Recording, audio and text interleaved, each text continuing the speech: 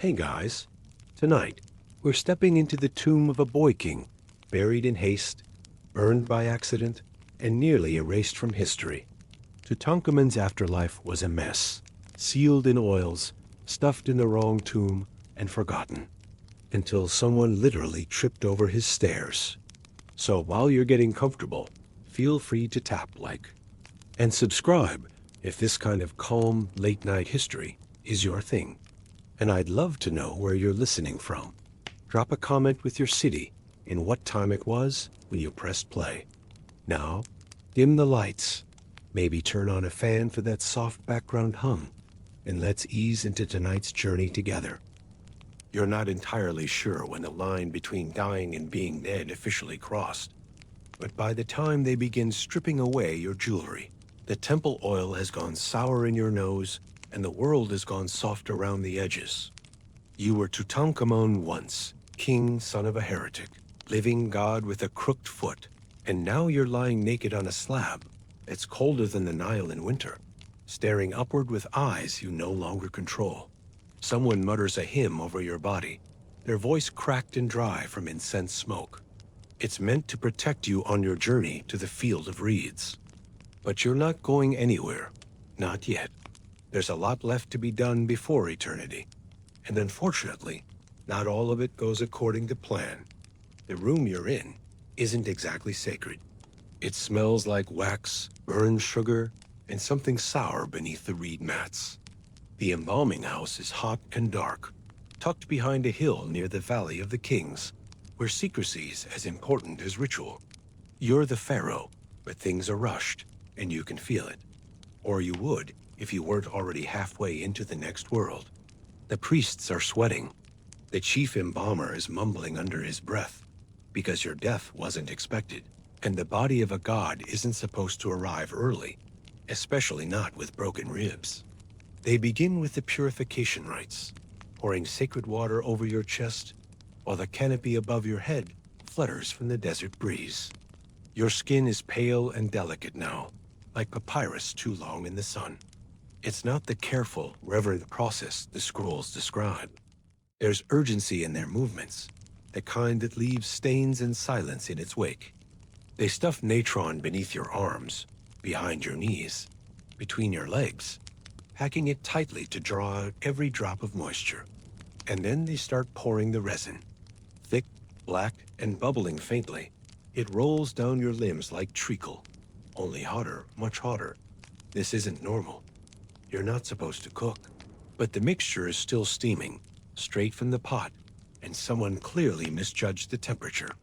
Maybe the fire was too strong. Maybe they didn't wait long enough.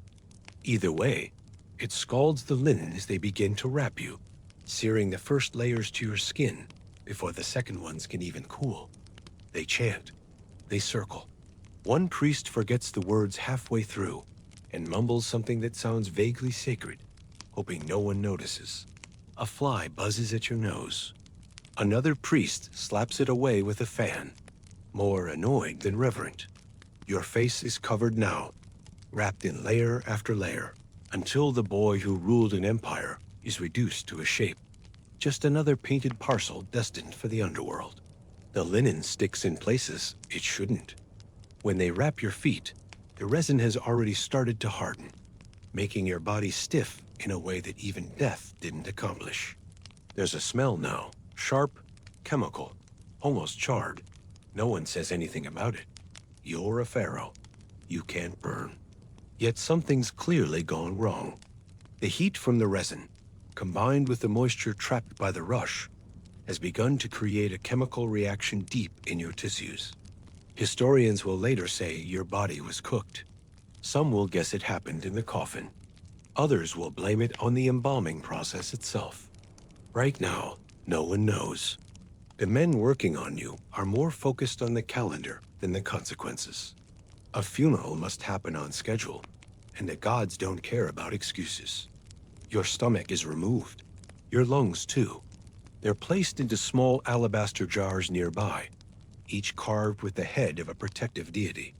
One of them, probably Ankhesenamun, tips slightly in the heat, and no one bothers to straighten it.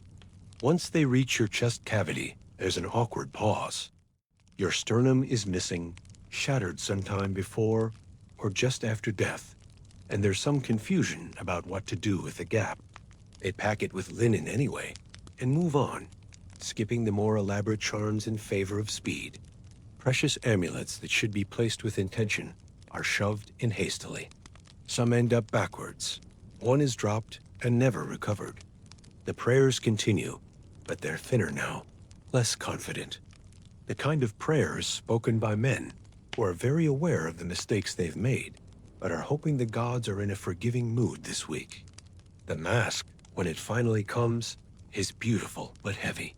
Gold, lapis, glass, all of it gleams under the oil lamps. They slide it over your face and adjust the collar. It's not made for this tomb. It's not even made for you. But it's the best anyone can do with the time they've got. Outside, workers are hauling jars of wine and trays of bread into the burial chamber, while others mutter about how little space there is to move the sarcophagus. This whole burial feels like an afterthought. You're the last of your line, and some suspect that means the last of your dynasty. Your name will be quietly omitted from official lists. Temples will stop singing your praises. Statues of your father are already being chiseled down into someone else's likeness. But for now, your body is still being tended to, even if the tending is clumsy and slightly flammable. Hours pass. The wrapping is finished. You've been slathered, sealed, and slumped into the coffin like something pressed into a mold. Resin pools beneath your shoulder blades. The chamber is hotter than before, and the walls sweat from the lamps burning too low. One of the workers slips on a piece of linen. Another curses when he scrapes his arm on the corner of your shrine. They hurry now. The inner coffin is sealed. The outer one is waiting. A final prayer is muttered, something about safe passage and eternal life. Then the lid is lowered with a grunt and a hollow thud. The embalmers wipe their hands and leave, trailing the scent of smoke and myrrh behind them. No one mentions the scorched smell lingering in the room. No one comments on the fact that your body feels hot to the touch long after the wrapping ends. The tomb must be prepared. The burial must continue. And if your final resting place happens to be a cramped chamber painted in haste, with drying scenes that flake at the corners, then so be it. The gods will understand. Or at least, that's what the living choose to believe. As they begin sliding the coffin into the burial chamber, though, it becomes painfully clear this was never meant to be your tomb. It's dark in here. Not the kind of sacred temple darkness where light is withheld with purpose, but the stuffy, awkward dark of a storeroom with a lock that doesn't quite click and a ceiling built too low. You'd think the afterlife of a pharaoh, living god, son of Ra, ruler of the two lands, might begin with grandeur. Instead, you're squeezed into a space that barely qualifies as royal. Your coffin groans as it's maneuvered around a corner, the gold leaf flaking in places where it scraped the wall. Even in death, you don't get the room you were promised. This wasn't supposed to be your tomb. That much is obvious to everyone working in the heat, silently wrestling ornate shrines through doorways that were never designed to fit them. The chambers are small, shockingly so. A burial like yours should be layered in long corridors, guarded by statues the height of men, with storerooms branching off like lotus stems, each packed with perfumes, chariots, and gilded symbols of your power. Instead, there are only 4 rooms. One's barely large enough for the bed frame. Another is already overcrowded with oil jars and food baskets stacked with alarming speed. And you? You've been set aside in a corner of the burial chamber while officials quietly argue about how to arrange everything without damaging the contents. Or your legacy. The walls aren't finished. That's clear even in the dim glow of oil lamps. You'd expect delicate scenes from the Book of the Dead, long lines of painted hieroglyphs spelling out your journey through the underworld. Instead, the painters have thrown together a handful of vignettes, clumsy in style, with figures that tilt slightly as if drawn in a hurry. One priest's foot appears to float above the floor. A divine hand has 6 fingers. The gold paint hasn't dried yet. If you could breathe, you might choke on the thick scent of it. You weren't meant to end up here. That much becomes clearer with every artifact carried in. The shrine around your sarcophagus doesn't quite fit. Its panels must be tilted, just so to clear the doorway. And even then, the workers scrape the paint off one corner, trying to shove it through. The outer coffin bumps the wall, chipping a bit of gilding off the side. Your funerary bed, shaped like a lion, barely fits in the side chamber. One leg has to be removed to wedge it into place. Even your walking sticks, of which you had many thanks to your fragile leg, are shoved into jars that weren't meant to hold them. This tomb, Kivi 62, though no one calls it that yet, was likely built for someone else. Maybe a noble, maybe a court official. The architectural clues are too blatant to ignore. A tight right-angled entrance, no grand passageway, and none of the massive forecourts that kings of your stature usually claim. It's an afterthought, a backup. Perhaps it belonged to someone who fell out of favor, or maybe it was a placeholder for a future someone who never made it to history's front page. But now it's yours. You died too soon, and Egypt wasn't ready. The decision to bury you here was made quickly, and probably not by your wife or your gods. More likely, it came from I, your vizier, who already has 1 foot on the throne and a heavy interest in wrapping up your story before questions multiply. There are rumors, even now, as your painted nesting coffins are stacked like dolls in the corner. Whispers that your death was suspicious, that your broken bones didn't come from a fall, that I has been unusually efficient in arranging your passage to the next world while preparing his own claim to this one. The burial goods arrive out of order. Chairs meant to be laid first are set on top of later items. Jewelry boxes are stacked sideways. Several pieces have your name hastily recarved over someone else's. Historians will later find inscriptions that don't match, items recycled from earlier pharaohs, and scarabs that bear the wrong dynasty's style. None of it is ideal, but it's fast, and that seems to be what matters most. The goal isn't to glorify your memory. It's to get you buried, sealed, and forgotten before anyone asks the wrong question at court. Still, some things are beautiful. The alabaster canopic shrine glows in the lamplight, delicate as moonlight over still water. Your ceremonial fans are intact, with ostrich feathers still soft to the touch. There's a box of board games, Senet and Mayan, that you once played during quiet afternoons in the palace. Even a lock of your wife's hair, tied with a ribbon, is tucked into one of the small chests. These are the traces of real love, real memory, awkwardly packed beside golden sandals too stiff to wear, and jars of wine labeled with your regnal year. As the final items are squeezed in, the air grows heavier. There's too much in too little space, and the tomb begins to feel more like a closet than a resting place for a god. The workers pause to wipe sweat from their brows. One of them mutters that they should have started earlier. Another points out that they only found the tomb a few days ago, and what else were they supposed to do? Someone tries to rearrange the placement of the shrine, only to realize there's no other way it will fit. They give up and leave it tilted slightly, forever crooked. When the last torch is removed and the doorway is sealed, it will look complete from the outside. The officials will bow. Prayers will be said, offerings placed. But inside, it's cramped, awkward, unworthy of someone who once wore the crook and flail. The silence that follows isn't peaceful, it's uncertain, like the space itself is holding its breath. And though your tomb is now shut, it isn't quite forgotten. Not yet. Already, someone has noticed that the gold on the doorframe doesn't match the usual royal pattern, that the outer corridor seems vulnerable. And though no one will say it aloud, a few of the workers exchange glances that speak of opportunity.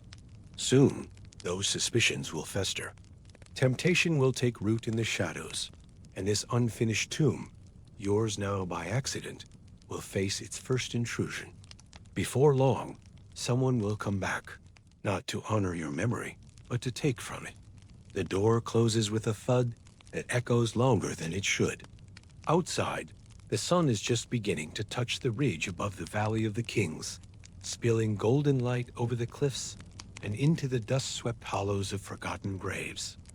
Inside, you are officially sealed, entombed beneath layers of limestone and secrecy, surrounded by food offerings that will spoil before the week is out, and guards who've already begun to whisper. There's a ceremony, of course. A few priests murmur incantations and scatter incense, as if that will somehow smooth over what everyone knows, that this burial was hasty, cramped, and touched by more than a little unease. The final sealing doesn't look like much. Mud plaster, a few crude stamps with the royal seal, and some hastily drawn jackals to discourage thieves. No curses, at least not officially. Egypt tends to frown on written threats when it comes to tombs, at least in this dynasty. The threats are understood. They're carried in the eyes of the Anu's statues and the silence of the sealed doorway.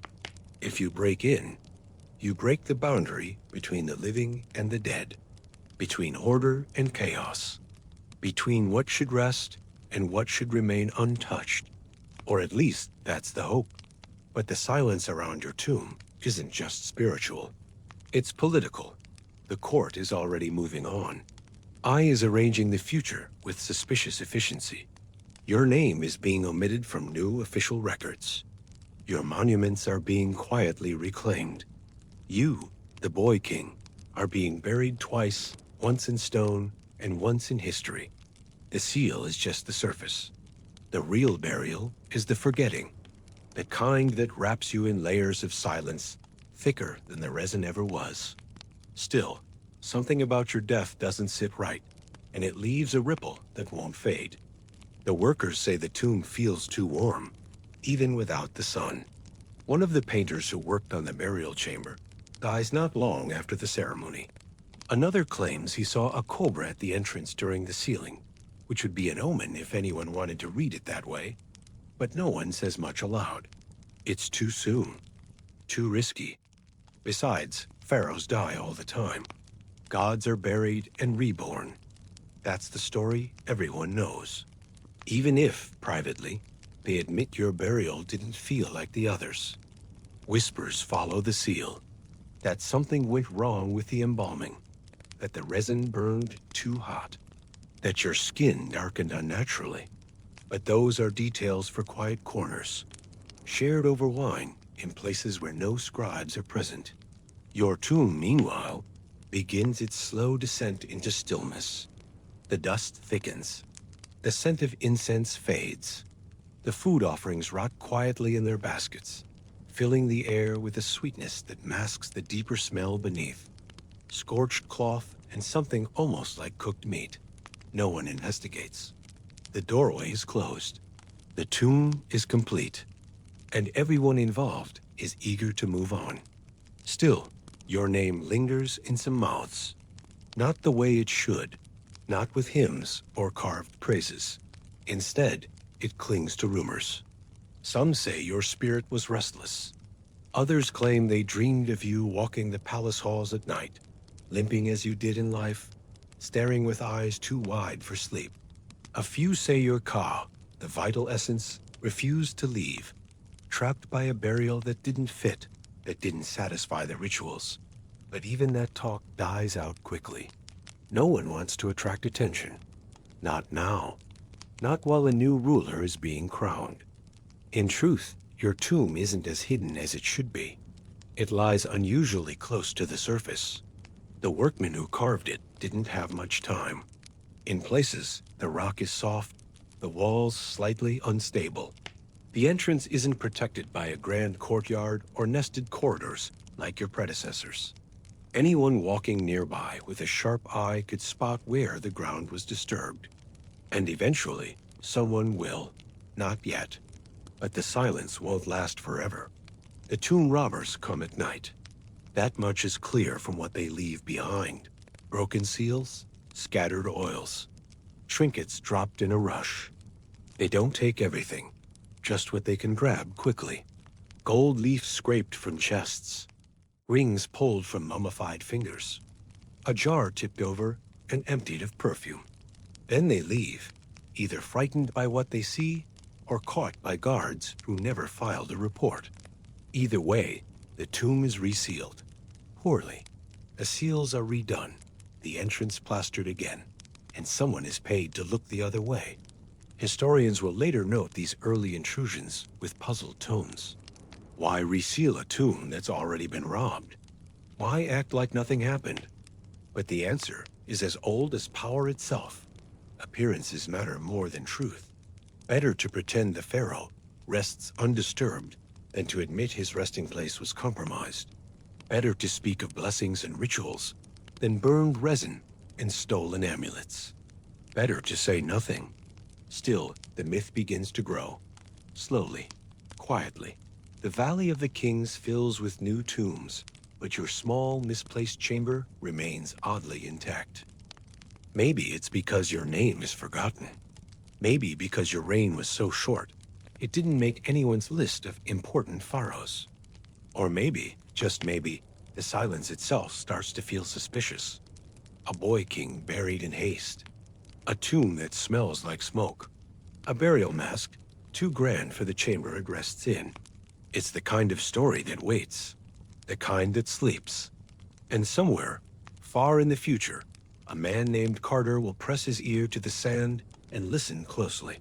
The silence around your tomb will call to him, not with words, but with the weight of something unfinished, something not quite right. And once the seal is broken again, the silence will end for good. The longer you lie still beneath the heavy golden mask, the more the details begin to shift around you, not from decay, but from human hands with too much to do and too little reverence. Your funeral, the grand send-off meant to deliver you to the gods, plays out like a ritual copied from memory and rushed through with trembling hands. The priests speak the right words, more or less, but the tone is off, the cadence strange, as if no one rehearsed. And maybe they didn't. After all, you were only 18, maybe 19, and there weren't supposed to be death rites for you for another half-century. Even the elements of the burial, the core symbols meant to protect your passage, seem slightly off. Your heart scarab, the one amulet meant to guarantee your soul would pass judgment, is missing. Gone. Left out entirely. Whether it was stolen or simply forgotten remains a mystery that still bothers scholars today. In its place, they've packed extra linen into your chest cavity, as though that could fill the space where your sternum once was. But it doesn't. The resin pooling there hardened around nothing. A hollow where something sacred should have been. The more they tried to follow protocol, the more it unraveled. Your painted coffins were too large for the sarcophagus, and the craftsmen had to sand down the sides just to make them fit. That meant shaving away decoration, slicing into the gold leaf that should have lasted for eternity. The layers of your coffin were so tight together, they fused from the heat, bonded by the very resin that burned you from the inside out. When they forced the nested shells closed, they likely cracked one in the process. No one said anything. There wasn't time to remake anything. It was easier to force the mistake into place and pretend it was meant to be there all along. The death mask, the one that would become your most famous icon, was perfect at first glance. Gleaming gold, inlaid with lapis and obsidian, its expression calm and distant. But upon closer inspection, something is off. The inlay around the brow doesn't quite match. The ears are pierced, which some believe was unusual for male pharaohs. And most tellingly, the name etched into the mask, yours, was added later, awkwardly fit into a space that originally bore someone else's. Likely a queen, possibly your stepmother, possibly the original intended owner of the mask that now defines your legacy. The mask was recycled. So was your tomb. Even your afterlife arrived secondhand. Then there's the shrine itself. The 4 golden walls surrounding your sarcophagus were built with care but assembled in haste. Their surfaces are crammed with protective spells, but the panels were hammered into place so roughly that the inscriptions buckled. They nearly didn't fit through the tomb entrance at all. When the final panel refused to slide in properly, a workman bent the edge with a mallet. The noise echoed so loudly in the chamber that several of the priests paused mid-prayer, unsure whether to acknowledge the blunder or pretend it was divine thunder. They chose silence, as they did with most of the day's flaws. Your funeral procession through the necropolis was shorter than most, not because you weren't important, but because there wasn't time to organize anything more elaborate. The royal court was uneasy, the future uncertain, and no one wanted to linger in the presence of a dead king with no heir. There were no weeks of state mourning, no long lines of weeping priests, just a tight circle of officials, a few loyal retainers, and a handful of attendants who'd been too close to your daily life to decline. Ankhesenamun stood there, silent and veiled, her shoulders drawn tight, as if bracing against more than the desert wind. Behind the pageantry, the fear was palpable. Everyone wondered what came next. You were the last male of your line. Your father's legacy was one of religious chaos. The gods had only just been appeased again, and now they'd been handed another curveball. A god-king gone too soon, with no clear successor, and a burial that barely met protocol. If the gods were paying attention, surely they'd noticed the mistakes. The improperly packed amulets, the resins mixed too hot, the prayers whispered out of order. But maybe, some hoped, the tomb's silence would cover all that. In theory, the burial of a pharaoh is meant to be perfect. Every item, every word, every gesture is supposed to align with the celestial order, Mat, so that your soul can pass into the next world and be judged. But your journey is cluttered with missteps, missing items, scratched panels, misnamed goods.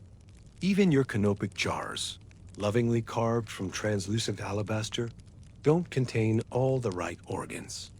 The embalmers were probably too flustered to track them properly. One jar may hold your liver. Another is possibly stuffed with rags soaked in perfume. It's hard to tell, and no one dares open them to check. Later, the tomb will be visited by generations of Egyptologists who catalog every mistake like entries in a cosmic audit. They'll count the walking sticks, measure the shabdis, trace the repairs on your death mask. Some will say the mistakes are evidence of collapse, that your death marked the end of an era, already breaking under its own divine weight. Others will call it a miracle, the fact that anything survived at all. But none of them will smell the sharp tang of scorched resin the way your embalmers did. None of them will feel the sting of sweat in their eyes as they fumbled with your gold-wrapped corpse, hoping the heat wouldn't ruin what little glory could be salvaged. Still, despite everything, the rushed wrapping, the misplaced mask, the off-kilter shrine, your burial is complete. The door is sealed. The gods, one hopes, are merciful. And if they aren't, well, perhaps they'll appreciate the effort. After all, perfection is rare, even for kings. What you've been given is flawed, but final. Or at least, it's meant to be. Because as the walls settle and the resin cools, your tomb, sealed and sacred, is already drawing attention. Not from the divine, but from the desperate. In the valley outside, torchlights begin to flicker at night, and some of the men who helped carry your shrine are beginning to speak in hushed voices about treasure and opportunity. The tomb has been sealed, yes, but nothing in Egypt stays untouched forever. It doesn't take long. The plaster on the door is barely dry when the first set of hands press against it, fingers testing the weak spots like they've done this before, which, of course, they have. Tomb robbery is practically its own career path by now. Egypt is full of crumbling walls and fading dynasties, and wherever gold has been buried, someone has always been nearby with a chisel and a candle stub. Your tomb, small and oddly placed, was never going to stay a secret. The rocks above it settle in strange ways, and some workers from nearby sites start muttering that the earth sounds hollow in one spot. That's all it takes. The first break-in comes quietly. No elaborate breach, no dramatic shattering of doors. Just a few men with a lamp and a dull blade scraping through the mud seal that marks the boundary between sacred and not. They pry it open just enough to squeeze inside. One at a time, shoulders turned, breath held as if the air might still carry curses. The antechamber greets them with rows of furniture, stacked like market stalls after dark. Beds, boxes, jars, all crowded together in chaotic elegance. The sight alone must have sent their hearts racing. But they're not here for admiration. They've come for what glitters. They don't go far. Maybe they hear something outside. Maybe the narrow passage unnerves them. Or maybe they realize there's too much to carry and too little time. They grab what they can: rings, daggers, a small chest meant to hold cosmetics. One of them drops a piece of inlay on the floor, and it rolls beneath a lion-legged stool, where it will lie unnoticed for over 3,000 years. Another knocks over a jug, and oil leaks across the floor like dark honey, catching the lamplight in a slow, shimmering smear. They don't get to the burial chamber, or if they do, they don't linger. That part remains untouched, perhaps not out of reverence, but logistics. Too many shrines stacked too tightly. Too much gold to move in a single night. They retreat, and for reasons no one will ever fully explain, someone tries to hide the break-in rather than announce it. Maybe a supervisor finds the damage and fears punishment. Maybe one of the thieves holds enough influence to smooth things over. Whatever the case, the tomb is resealed, not resanctified, not re-blessed, just patched up, plastered over, and sealed again with the same stamp, as if to pretend it had never happened. This will happen more than once. Another break-in, another rushed sealing. The tomb of Tutankhamun, god-king and child of empire, quickly becomes something like a storage closet with a faulty lock, raided, repaired, and slowly forgotten. Each intrusion leaves signs. Baskets torn, lids askew, footprints in the dust. But nothing is cleaned up. The workers are too nervous. The officials are too distracted. And your tomb is too small to matter in a world already bracing for another shift in power.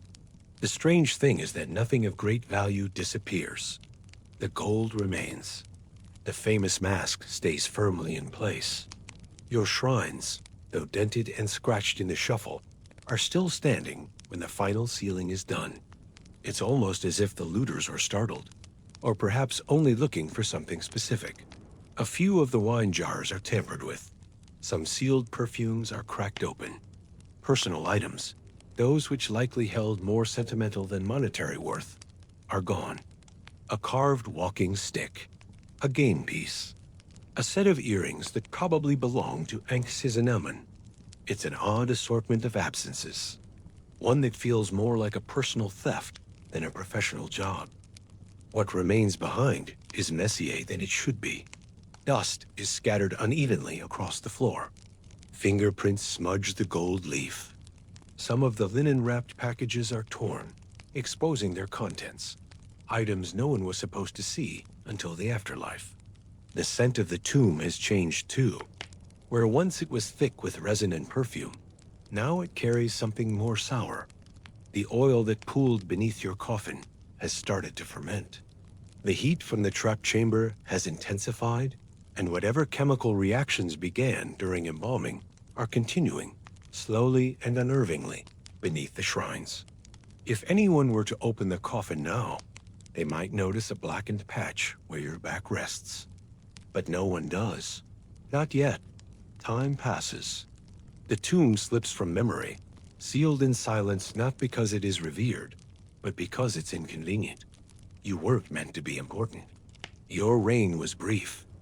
Your monument small. Your successors more eager to rewrite your lineage than preserve it. And so the tomb is left alone, not protected, not venerated, just buried under bureaucracy and neglect. The seals remain, so do the mistakes. But the Valley of the Kings is always changing. New tombs are carved, Old ones collapse. Workers shift rubble from one path to another, never knowing how close their tools come to cracking open your doorway. For centuries, the tomb of Tutankhamun lies quietly beneath the surface, its presence masked by the very ordinariness of its entrance. Other graves, far grander, are plundered and looted to the point of emptiness. But yours, too small to tempt major robbers, too forgotten to be famous, endures. It's not until modern times that the world will learn the details. The looter's fingerprints on plaster, the makeshift repairs, the antechamber's chaos. And when they do, there will be more questions than answers. Who tried to hide the thefts? Why were some things taken and others ignored? Why was the burial chamber left untouched, as if some invisible hand had drawn a line no thief dared cross? For now, though, the tomb rests once more. The seals are intact again, visibly repaired, but still there. The shrine stands, gold dulled by heat and time, and your coffin lies beneath it all, its contents slowly darkening, its mystery deepening. But the smell remains. That faint, sour-sweet scent that seeps from the cracks if you stand too close. It's the scent of resin, of old wine, and of something gone wrong in the dark. And that scent will still be there, lingering, waiting, when a British archaeologist presses his fingers to the wall centuries later and asks, almost casually, whether anyone has seen this doorway before. For a while, it works. You're buried, sealed, and all but erased. The dynasty moves on. I takes the throne. Your name is dropped from official lists, your cartouches replaced, your memory trimmed like overgrown vines in a forgotten garden. There's no annual festival in your honor, no pilgrimage to your tomb, no golden statue placed beside the gods. You are, in all official senses, gone. But silence is a tricky thing. The more completely you are buried, the more obvious the absence becomes. Your tomb, shoved hastily into a cliffside chamber, remains half forgotten, but never quite lost. The haphazard placement, the sloppy seals, the very fact that it was left alone while larger, grander tombs were plundered, means your grave survives when almost none of the others do. And that survival, like your death, was never part of the plan. Centuries pass, the world changes. New kings rise, old gods fall, and the sand creeps higher over the valley of the kings. You lie still, half cooked in resin, your burial treasures slouching under layers of dust. And then, in 1922, a man with a lantern and an unshakable obsession finds a step beneath a workman's hut. Within days, he is standing at your threshold. Within weeks, the world is calling your name again, loudly.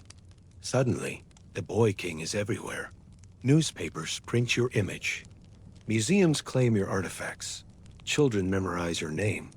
But it's the mess they're drawn to, not your reign, not your reforms, not your connection to Akhenaten or the gods. It's the mistakes, the charred body, the pierced ears, the funeral gone strangely sideways. You were buried too quickly, but remembered with too much noise. In the end, the errors become your immortality. And yet, none of the questions ever really get answered. To do that, they'd need to look not just at your tomb, but at your final days, the ones that led you limping through palace corridors, gripping a cane while the people around you quietly made other plans. You're expected to move like a god, glide through the pillared halls of Karnak with grace, spine straight, chin high. But your foot drags slightly. The sandals dig where they shouldn't. Your joints ache with a quiet persistence that no ointment seems to touch. You grip your cane tighter as you pass through the temple's gate, flanked by guards and priests who pretend not to notice your awkward gait. The sun filters through stone columns above, casting long golden shadows that make the walk feel longer than it is. Every step echoes. Every eye pretends reverence while quietly measuring your strength, or lack of it. You're still young. 17, maybe 18. But the body you carry belongs to someone older, someone worn thin, Your spine curves where it shouldn't. One shoulder sits higher than the other. Some days your legs carry you fine. Other days, it takes effort just to cross the palace garden without leaning on a servant. The physicians have offered their usual remedies: honey, myrrh, incantations, whispered in rooms thick with incense, but they haven't helped. You smile through the pain, because that's what Horus would do. And as pharaoh, you're not allowed to limp in public, even if everyone already knows. Inside the temple, the heat is thicker than outside. The air smells of lotus petals and old incense. The priests greet you with bows and begin their chants, voices rising and falling like waves in a dark river. The columns soar above your head, painted with stars, gods, and blue lotus blooms. Your ancestors' names are carved here, generation after generation, all strong, all victorious. You try not to think about the pressure of standing in their shadow, especially when your legs barely support you. Today's rituals are for the harvest. Offerings to Amun, a procession, a sacrifice. You go through the motions, mouth the words you've memorized since childhood, and raise your arms at the correct moments. Somewhere behind you, a scribe is recording everything. Your robe itches at the collar. Your crown feels too heavy. And under it all, that dull throb in your knee refuses to leave. There's a moment near the sanctuary where the others step back and you stand alone, just you and the statue of the god. It towers over you, black and gold, eyes fixed with the kind of calm you can't mimic. You wonder, briefly, if Amun sees how tired you are, how much you don't know, how little of this power really feels like yours. Then the silence breaks, the drums begin again, and you're swept back into the ritual, the boy king with divine blood, playing a role so much older than you'll ever live to be. Later, you retreat to a shaded corner of the palace, legs sore, spine aching. The physician applies more salve, murmurs a blessing, and tells you that rest will help. But rest never seems to change anything. And lately, even the cane isn't enough. That's when you begin to rely more on chairs, carried, pushed, propped. Quiet adjustments.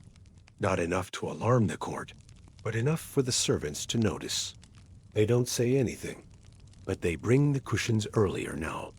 Leave the canes closer. Replace your sandals with softer ones.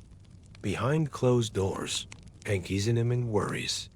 She doesn't say it aloud, not when the guards are listening, but she notices every wince, every time you grip a doorframe before stepping into a hall. You pretend not to see the way her eyes tighten when you rise slowly from your chair. She helps you sometimes, subtly, without ceremony. A hand at your elbow, a quick shift of the conversation when you need to sit down sooner than expected. She knows, even if she won't speak it, you are not well. And that knowledge hangs between you like the slow movement of incense, thin, curling, and impossible to ignore. Out in the courtyard, the statues smile down as if all is well. The viziers bow when they pass you. The guards stand taller in your presence. But their eyes linger just a moment too long on your feet. Your knees.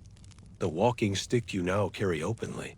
Its handle carved with the head of a jackal. Meant to symbolize Anubis, but also, perhaps, your quiet march toward his realm. The signs of decline are gentle at first. Fewer chariot rides. Shorter audiences. A growing dependence on others to rise from the bath or climb the stairs. But soon, the palace corridors stretch longer than they used to, and even the cool shade beneath the palm trees doesn't ease the tightness in your chest. You begin to wonder, not just when you'll feel strong again, but if. Your court, bound by ritual and habit, does what it always does? Nothing. It continues to revolve around you, even as the center begins to slip. I stands closer in council now. Horemheb lingers longer in your doorway. The scribes are taking more notes than usual during meetings.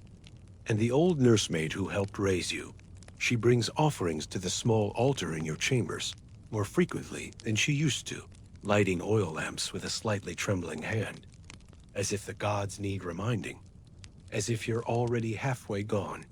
The whispers begin soon after, not spoken aloud, of course, but passed in glances and careful phrasing. The young Horus must conserve his strength. The divine son should delegate more. Beneath the polite concern, there is calculation. What happens if the boy king dies without a son? Who stands next in line? What role will the queen play then? You can feel the questions pressing in around you, even when no one speaks them. You try to push back, attend more meetings, stay upright longer during rituals. But your body disagrees. The fever comes and goes now. Some days your hands shake. Ankhesenamun starts keeping cool cloths at your bedside, even when you say you don't need them. She no longer leaves your side during ceremonies. When you lean too heavily against a column in the Hall of Offerings, she shifts closer without missing a beat, her arm steady behind yours, like a shadow that refuses to fall. The gods still demand your presence. So you appear, thinner than before, but painted and robed, the crook and flail steady in your hands. The people still cheer. The priests still sing. But as you limp between the pillars with your cane clicking softly against the stone, you can feel the cracks widening, not just in your bones, but in the very structure around you. And somewhere in the temple, deep behind a veil, a new statue is being carved. Its face is not yours.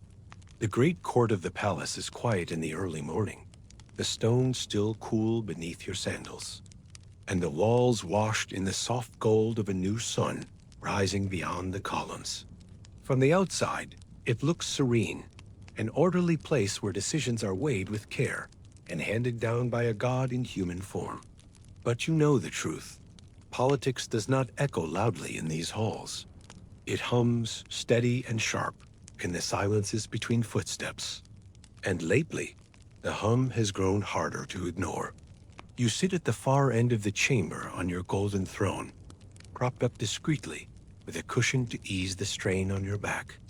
The dais is framed by towering papyrus-shaped columns and long reliefs of pharaohs who ruled without canes or fevers, their images carved with perfect posture and eternal strength. You feel them watching, and you feel the living watching too.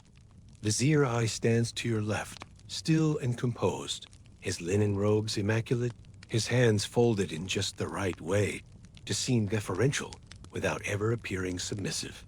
To your right, Horaman, commander of the army, stands tall and patient, his eyes alert beneath his bronze helmet. Neither man speaks out of turn. They never do. Instead, they speak with silences, with glances, with the subtle rhythm of a pause before a sentence they expect you to complete. You do your best to lead with presence, to speak like a king, to remind them with voice and bearing that you are the son of the living gods. You ask questions where questions are expected, raise your brow at statistics delivered too confidently, and occasionally delay a decision just to prove you can.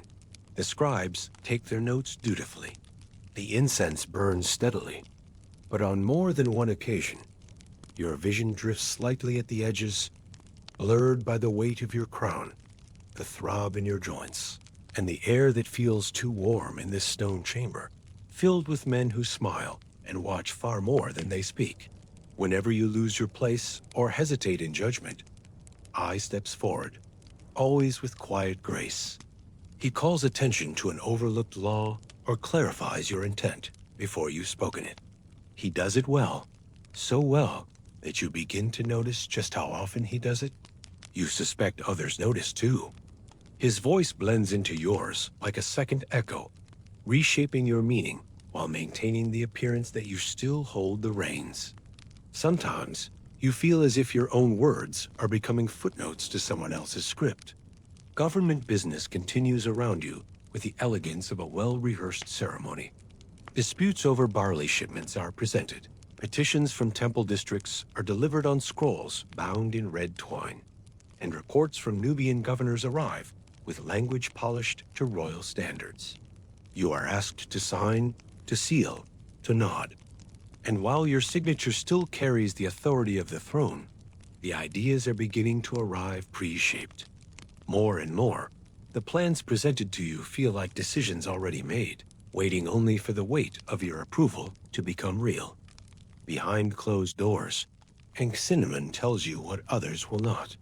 She speaks in low tones when no attendants are present, her voice steady as she describes A's growing influence and Horemheb's increasingly visible alliances. She has noticed temple scribes paying visits to the general's house at night and heard rumors of priests hinting at future marriages that do not yet exist. You listen carefully, and you trust her, because she has always been your eyes where yours cannot reach. But hearing these truths does not make them easier to bear. You cannot walk the halls without seeing signs of transition. The chamberlain hesitates before addressing you. The high priest of Amun offers prayers that sound as though they are preparing for someone else's reign. And your advisors glance at one another, just a moment too long when you cough during a long council session. You try to resist the quiet erosion. You assert yourself with greater confidence in certain meetings, request reports that no one expected you to read, and reassign minor positions just to remind the court that you are capable of decision. But the effort takes its toll. Each appearance in the audience chamber feels heavier than the last. Your legs stiffen after long hours seated on the throne, and your arms tire from holding the crook and flail for more than a few minutes. Still, you endure, because kings must endure. And when your voice fails to carry, you let silence speak for you, trusting that the symbol of your presence is enough to hold the room. It is not always enough. One afternoon, while reviewing harvest projections with the grain officials, you notice something strange.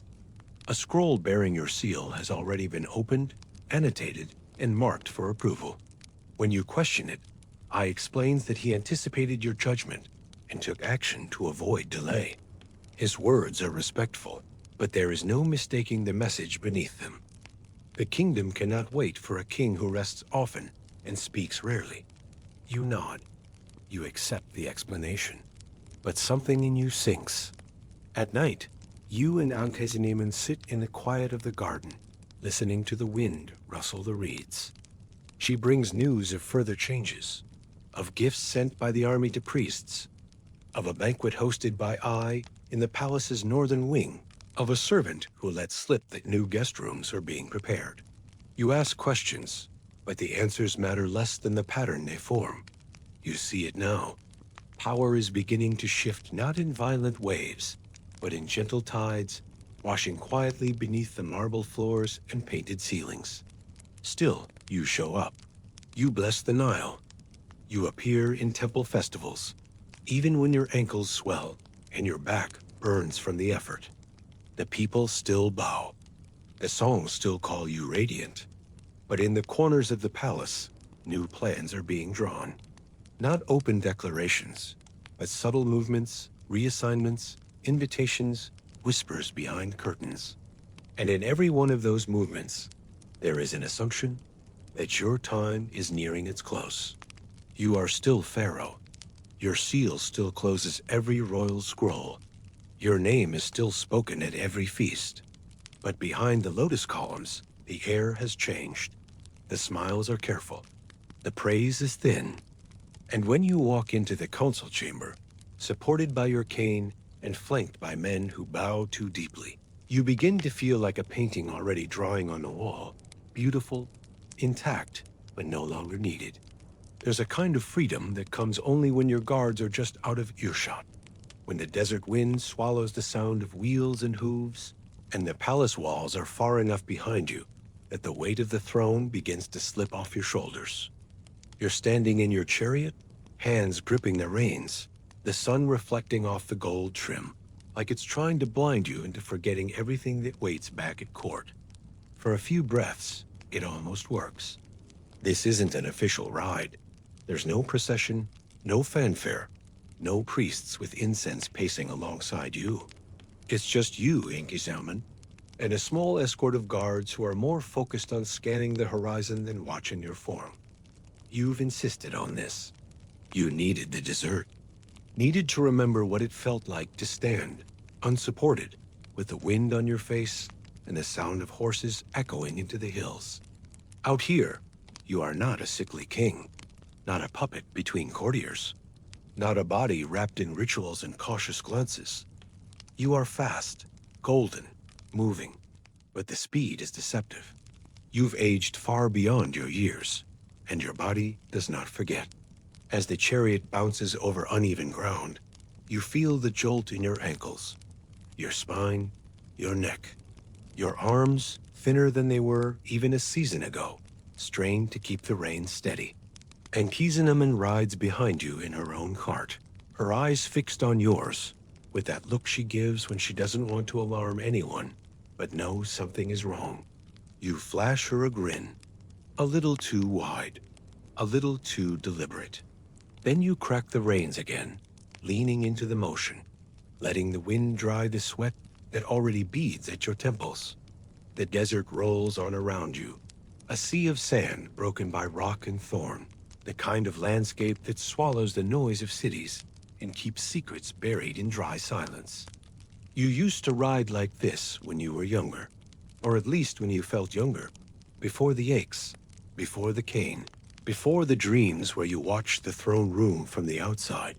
Back then, the chariot was a symbol of strength.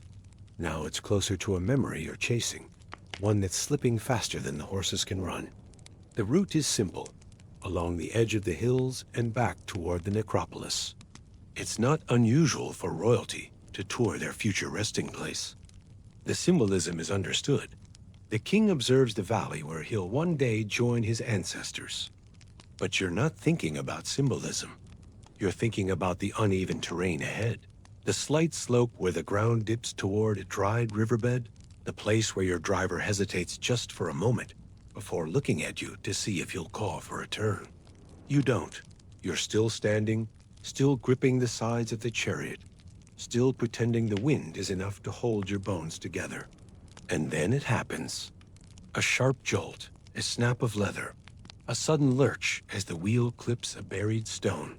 The chariot skids, just slightly, just enough for your balance to falter. You try to shift your weight, but the movement comes too late. The horses panic, lunging forward. The cart jerks violently. One of your feet slips. Your chest hits the rail. There's a blur of sky and sand, and then a sharp, blinding pain somewhere deep in your side. For a second, you are suspended in air, neither ruling nor riding, just falling. The guards are already rushing forward. Ankhesenamun's chariot pulls hard to a stop. Voices rise, too many at once, as your body hits the earth with a weightless thud that shakes through every limb.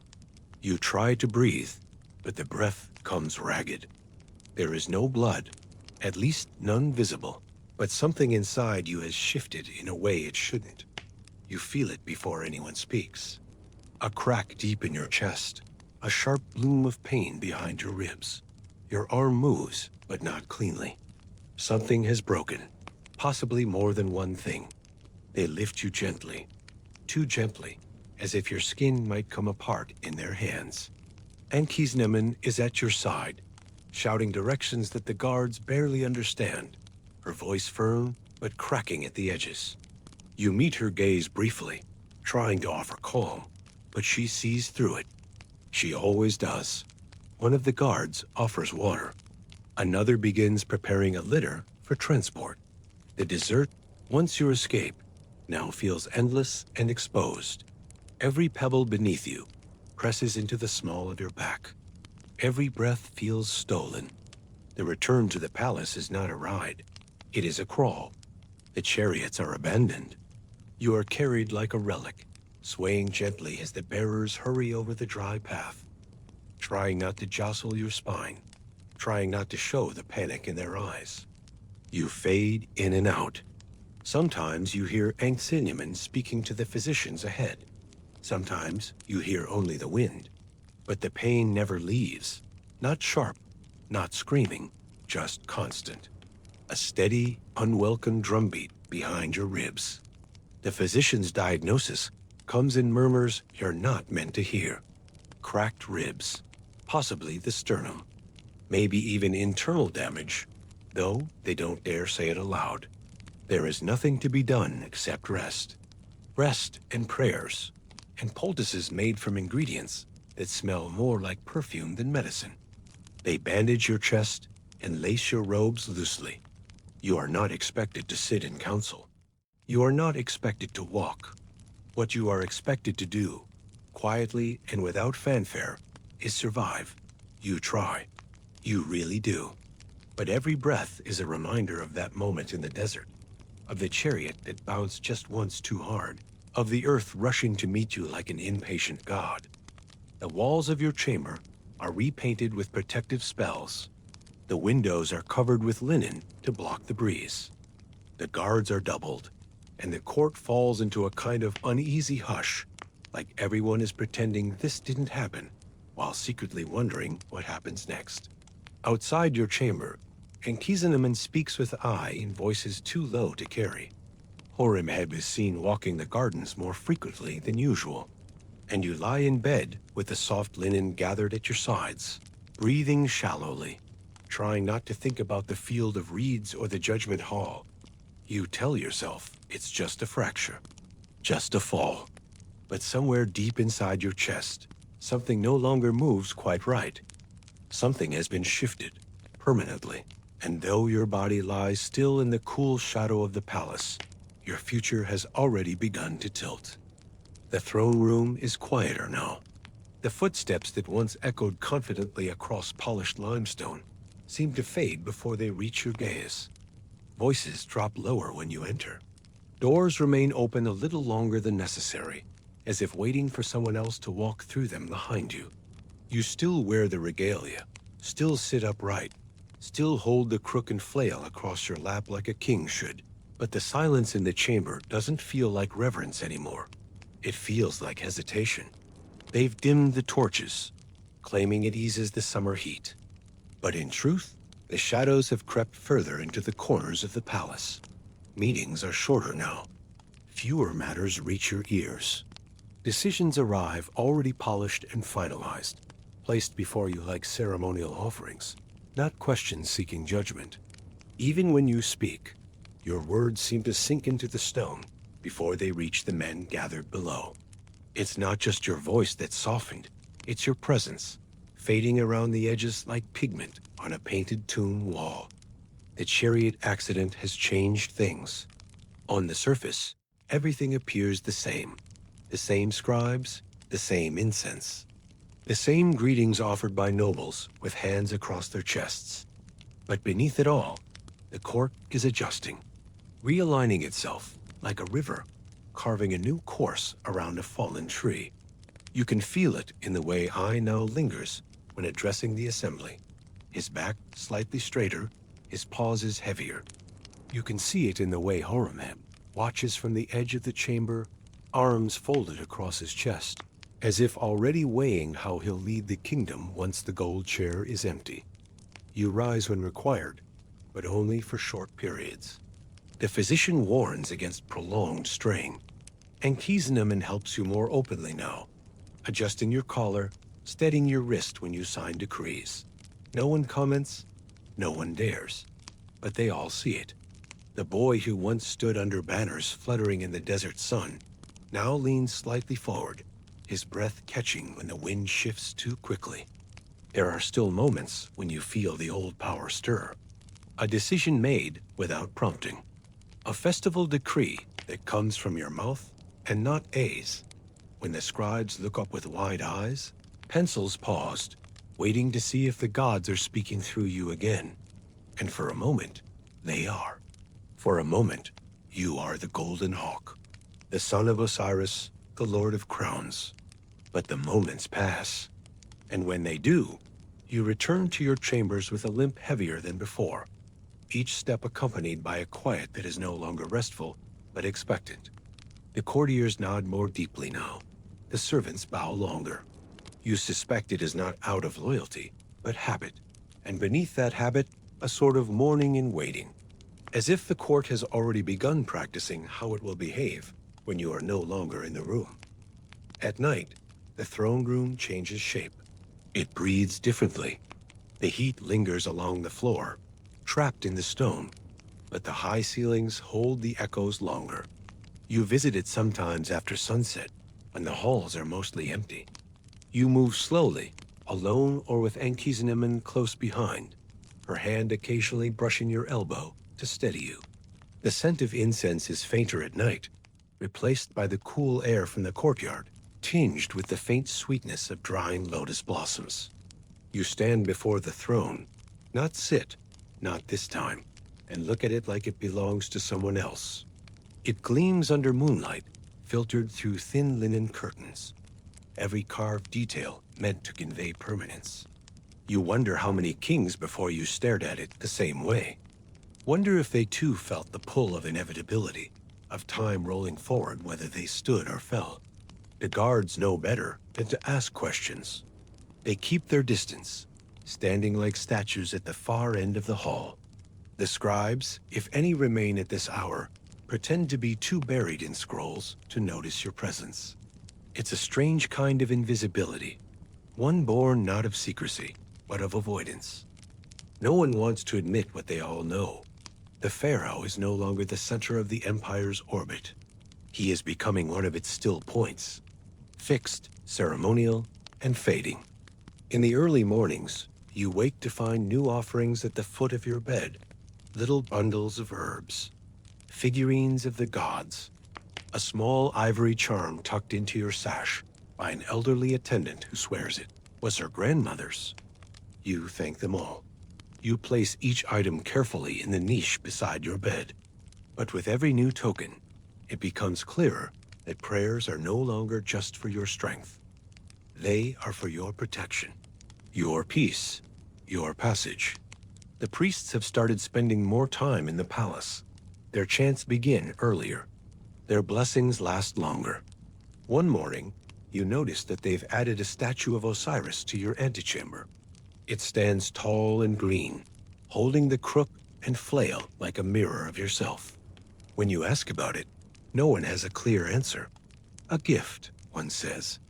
A precaution, another offers. Neither sounds convincing. Even the architecture begins to feel like it's changing. The rooms seem larger, as if growing to accommodate the space your voice no longer fills. The steps from your chamber to the throne seem steeper. The breeze through the open doors carries not just the scent of the garden, but the chill of something drawing near. Not death, not quite, but something that waits, something that watches. Ankhesenamun sits with you more often now, her fingers brushing yours without needing words. She reads aloud when your eyes tire. She places cool claws on your forehead without being asked. And though she speaks of things to come, festivals, dedications, harvests, you can hear the careful tremor in her voice. She's planning for your presence, but bracing for your absence. One evening, just after the sun dips below the cliffs beyond the city, you sit beside the open doors of your chamber, watching the last light wash over the horizon. A servant brings a scroll and a seal for your approval. A grain decree. Routine. You press the seal into the clay with effort, your hand trembling just slightly, and hand it back. Then you look across the garden, where the torches flicker against the limestone walls, and you know, just as surely as the stars will rise, that you are no longer writing the future. You are being written into it. And soon, when the winds shift and the palace grows quieter still, you will be carried one final time through those painted halls, watched not with ambition, but with solemn, practiced grief.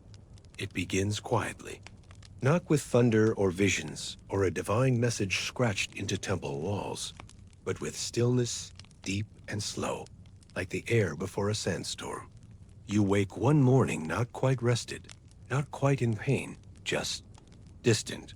The linen sheets are soft. The breeze from the courtyard carries the scent of myrrh and freshly watered papyrus. Ankhesenamun is already beside you, brushing your wrist with the back of her hand. You try to sit up. Your arms respond, but your chest protests. A slow pull, deep under the ribs, where the fracture never truly healed. She helps you lean against the cushions, her smile practiced and steady. The physician enters without knocking. He bows lower than usual. His tray of ointments and amulets clinks faintly as he sets it down beside the bed. You recognize the sound. It's the one he brings only when he no longer trusts the simpler remedies. His fingers are careful when he touches your wrist, his expression carefully blank. He says the swelling is returned, that your breath is shallow, that rest is best. He doesn't mention the color beneath your eyes, or the fact that your appetite vanished days ago. You both know what this is. Neither of you says it. You're still Pharaoh. That much hasn't changed. But now, when the court gathers, your presence is a formality. I leads most of the sessions. Horemheb receives the foreign envoys. You remain in your chamber, your seal passed hand to hand like a relic. Some days you're strong enough to sit near the open archways and listen to petitions from the garden. Other days, even the scent of perfume is enough to make your stomach tighten. Time moves differently now, slow and syrupy when you're awake, then vanishing entirely between long stretches of sleep that feel like days pressed into seconds. Ankhesenamun stays close. She rarely leaves your side. When she speaks, it's with a calm that feels heavier than silence. She reads to you from scrolls, legends, prayers, lullabies from your childhood. And sometimes, between stories, she speaks plainly about what's coming. Not in final terms, but in quiet preparations. What to do with your seal. Where she keeps the letters you once dictated to foreign kings. How she's instructed the artisans to begin preparing the shrine. Her voice never breaks, but you can hear the restraint in it, like a string pulled too tight. They stop bringing official scrolls to your bedside. The high priests begin appearing more frequently. First in pairs, then alone, then in small processions. They offer blessings, recite protective verses. One of them places a miniature statue of Mot on your bedside table, as if to remind you that balance, order, truth will guide you wherever you're going. You thank them with a nod. You do not ask how many pharaohs they've seen in this condition.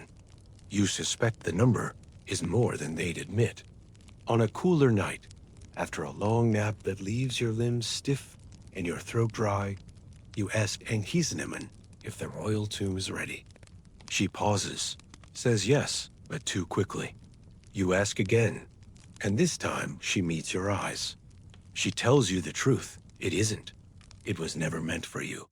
The workers are expanding it, carving chambers that should have been prepared years ago.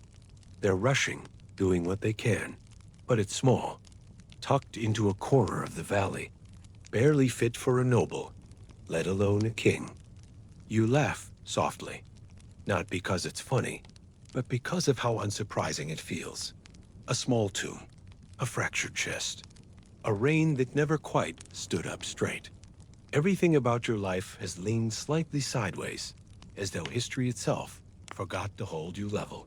But now, at the edge of everything, that crookedness feels strangely familiar, almost comforting. The crown still rests beside your bed, its gold catching the flicker of the oil lamps at dusk.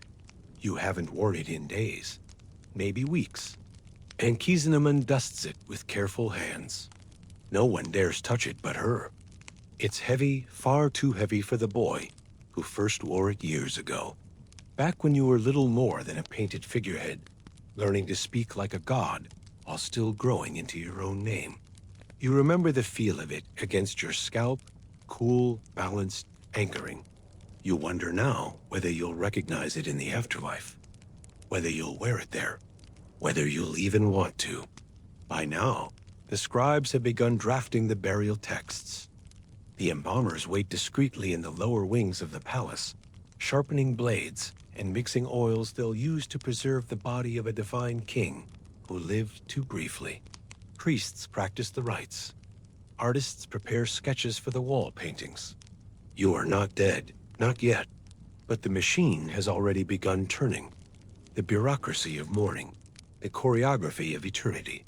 You're still breathing, but the instructions for your final days are already being followed. Your final hours pass not in panic, but in quiet. The breeze through the windows cools your skin. The linen sheets no longer feel scratchy. You hear birds in the garden, voices in the hallway.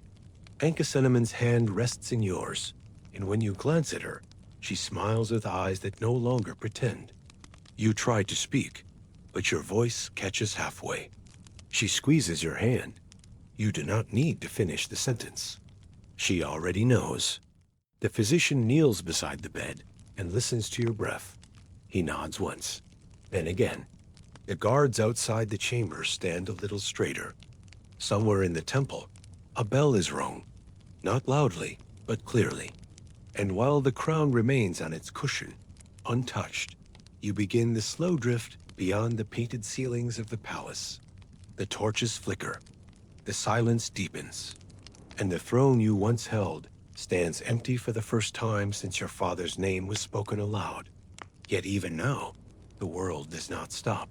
Footsteps echo down the corridor, robes rustle, and just beyond the veil, a new figure is preparing to sit where you once did, carefully, quietly, as though afraid the chair might still be warm.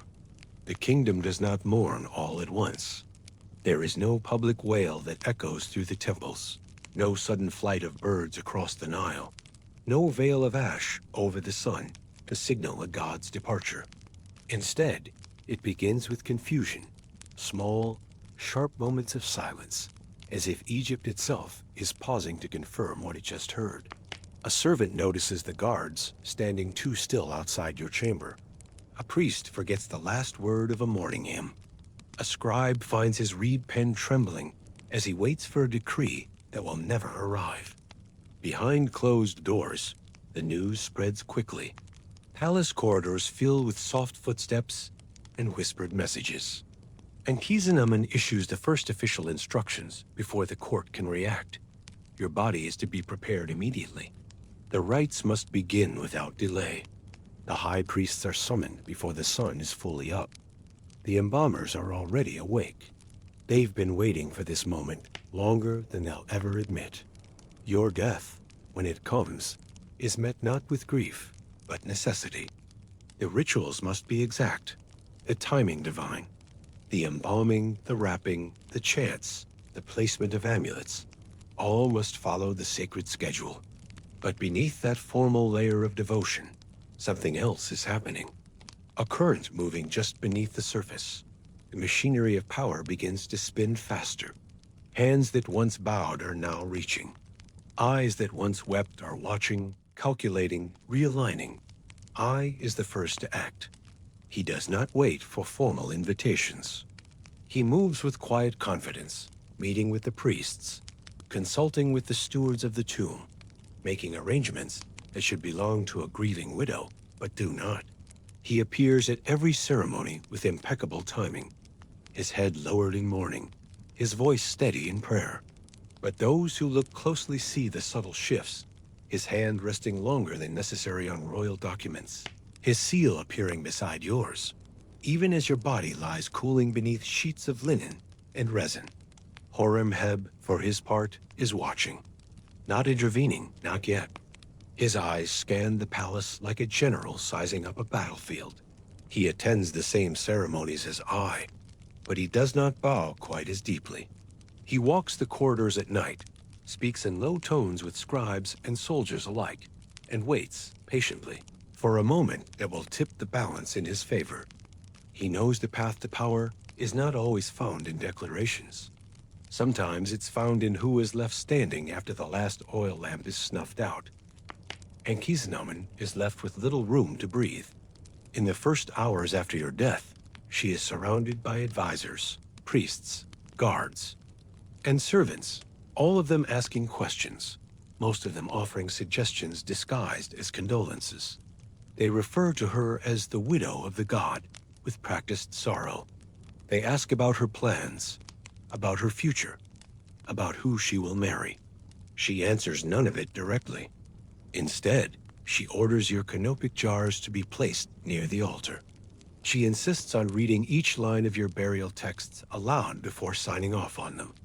She prays more than she sleeps. The days blur together. Your body, now prepared with oils and linen, lies in its first coffin, while artisans rush to finish the shrines that will surround it. Gold is hammered, spells are painted, doors are carved with protective invocations in haste.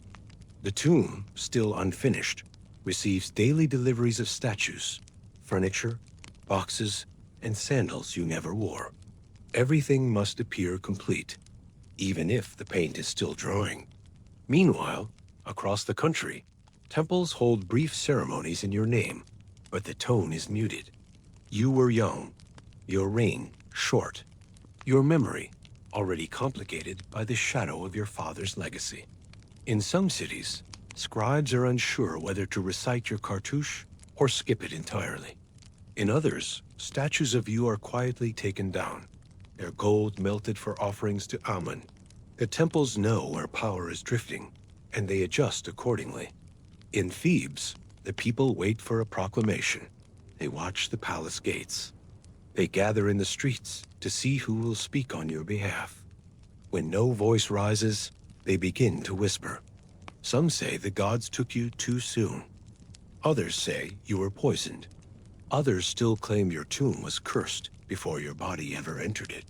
The rumors grow legs, crawling through alleys and into markets, until your death becomes less a fact and more a question.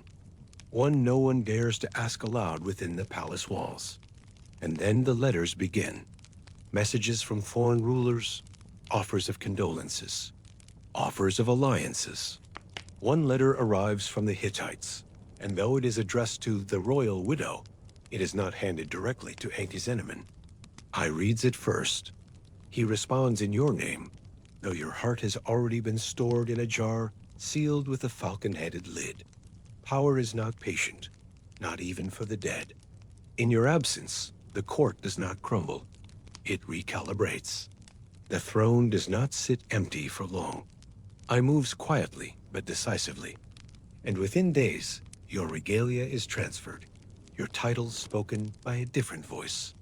Ankhesenamun's future is suddenly a matter of state. Horimheb remains close, but not too close, waiting for I to make one misstep.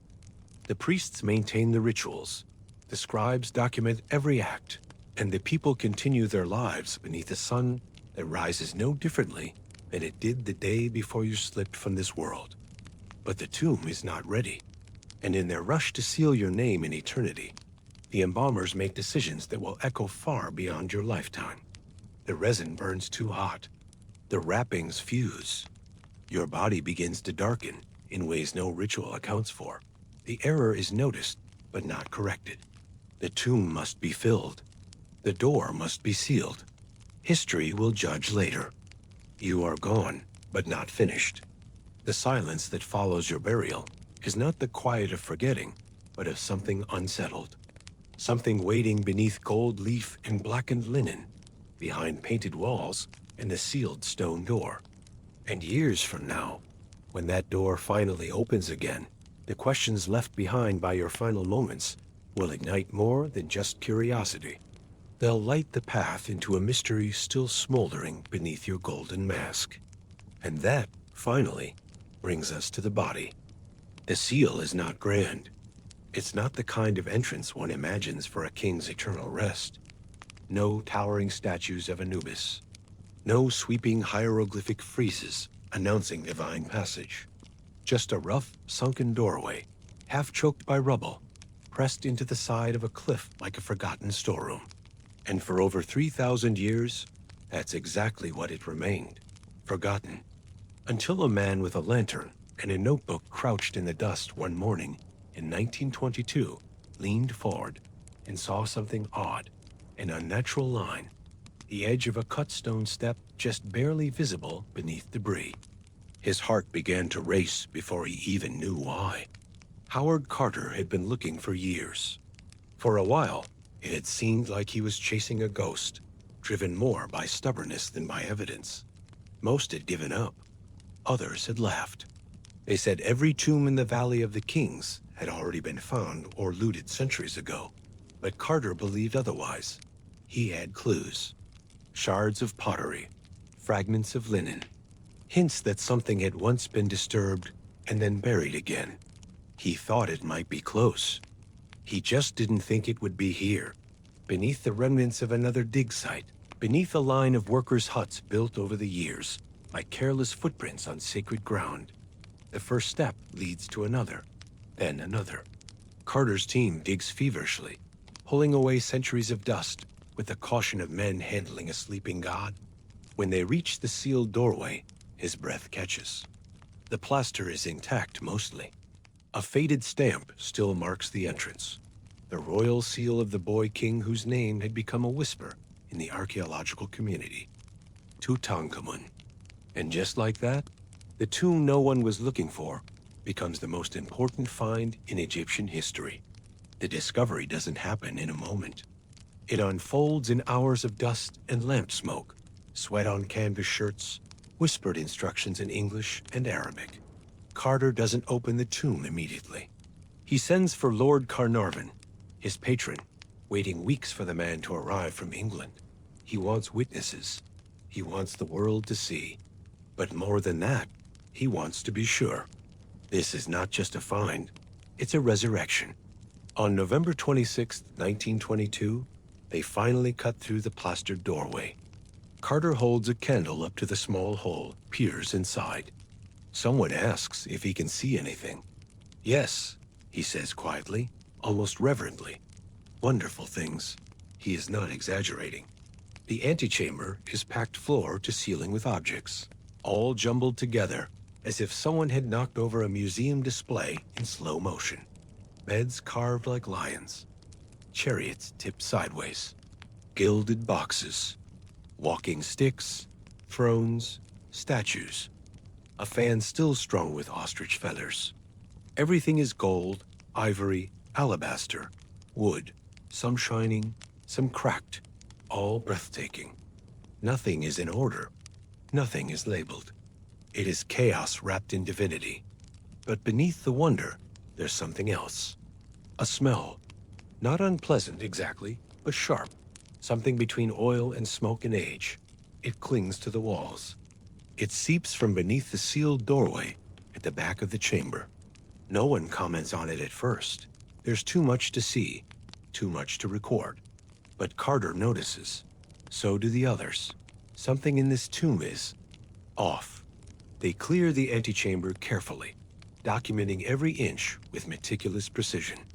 Weeks pass before they're ready to open the next chamber, the burial chamber, still sealed behind another wall painted with yellow plaster and delicate, hastily executed figures. It's strange. The style isn't what they expected. The brushwork is clumsy, the spacing uneven. Some of the figures seem to have been redone, as if the artists were rushed. This isn't the artistic majesty of Ramses or Seti. This is something else, something faster, more disparate. When the second door is opened, the room beyond is smaller than expected, and darker, and hotter. The burial chamber holds a massive gilded shrine that nearly touches the walls on all sides. It's so tight that the archaeologists must dismantle the shrine piece by piece just to reach what's inside. Each layer reveals another. Gilded wood, protective spells, symbols of rebirth. They're peeling back history in reverse. At the center of it all, after days of work, they finally uncover the sarcophagus, quartzite and massive, sealed with resin that still smells faintly bitter despite the centuries. And inside the sarcophagus, another surprise. Not one coffin, but three, nested within each other like sacred dolls. The final one is solid gold, polished and gleaming, still flawless despite the heat.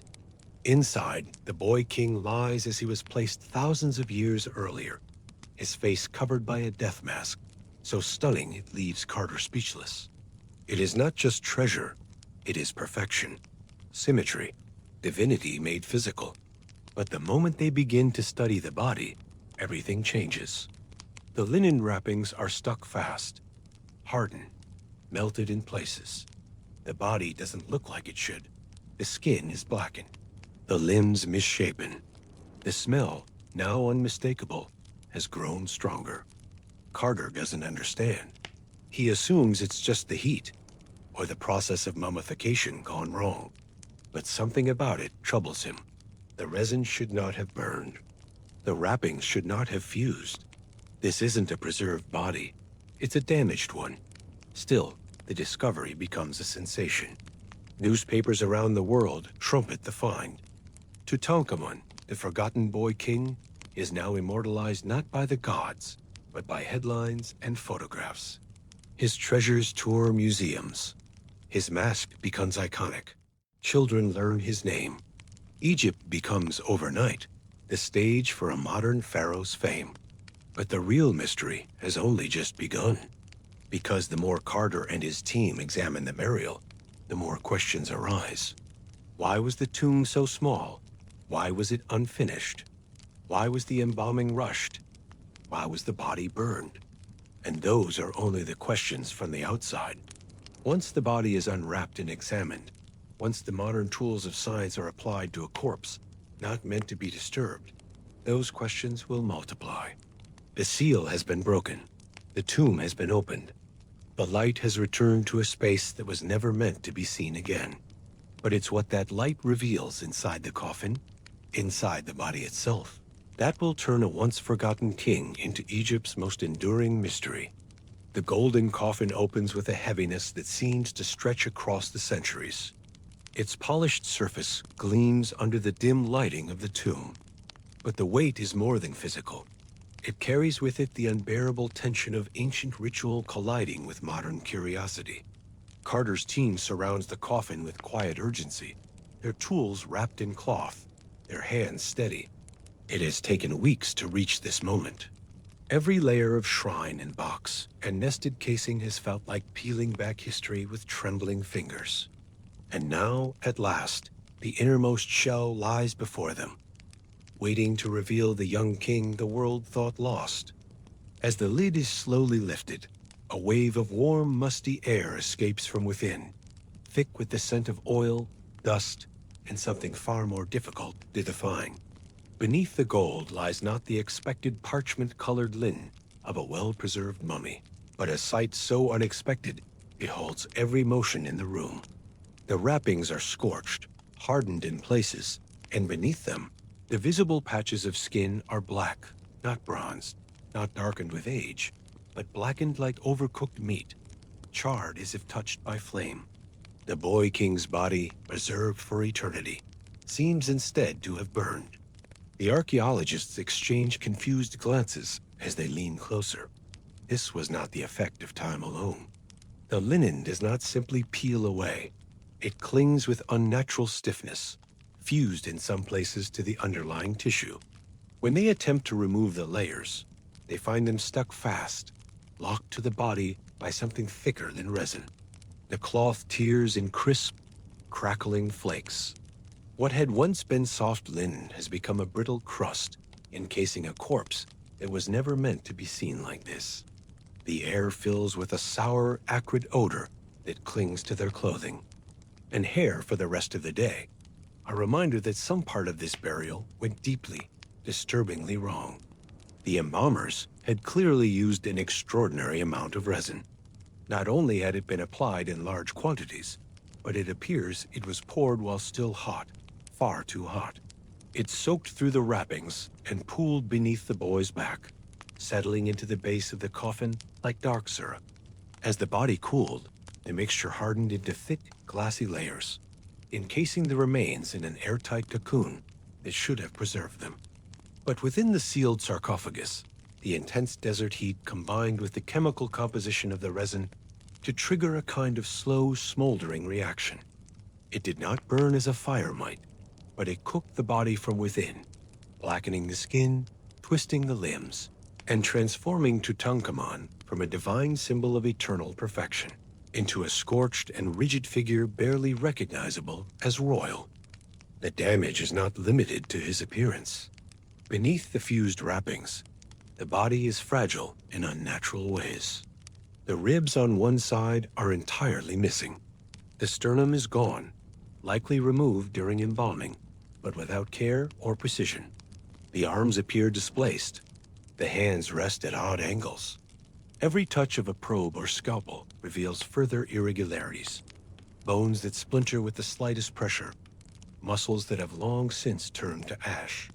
When the wrappings are finally separated from the skull, the face beneath is sharp and sunken, drawn tight across bone that seems too small and narrow to carry a king's legacy.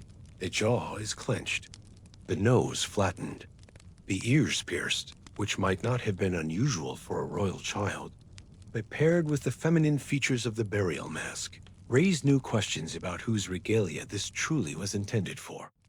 The more they see, the less they understand.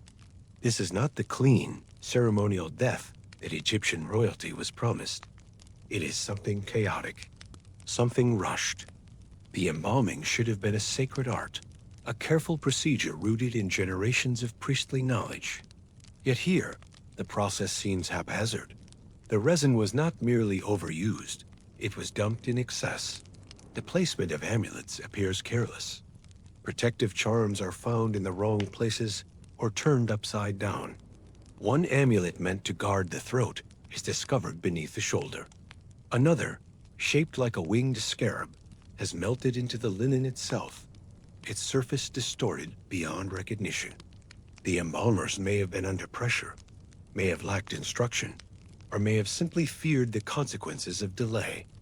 Historians and scientists who revisit this discovery decades later will confirm that what happened to Tutankhamun's body was not a common embalming accident.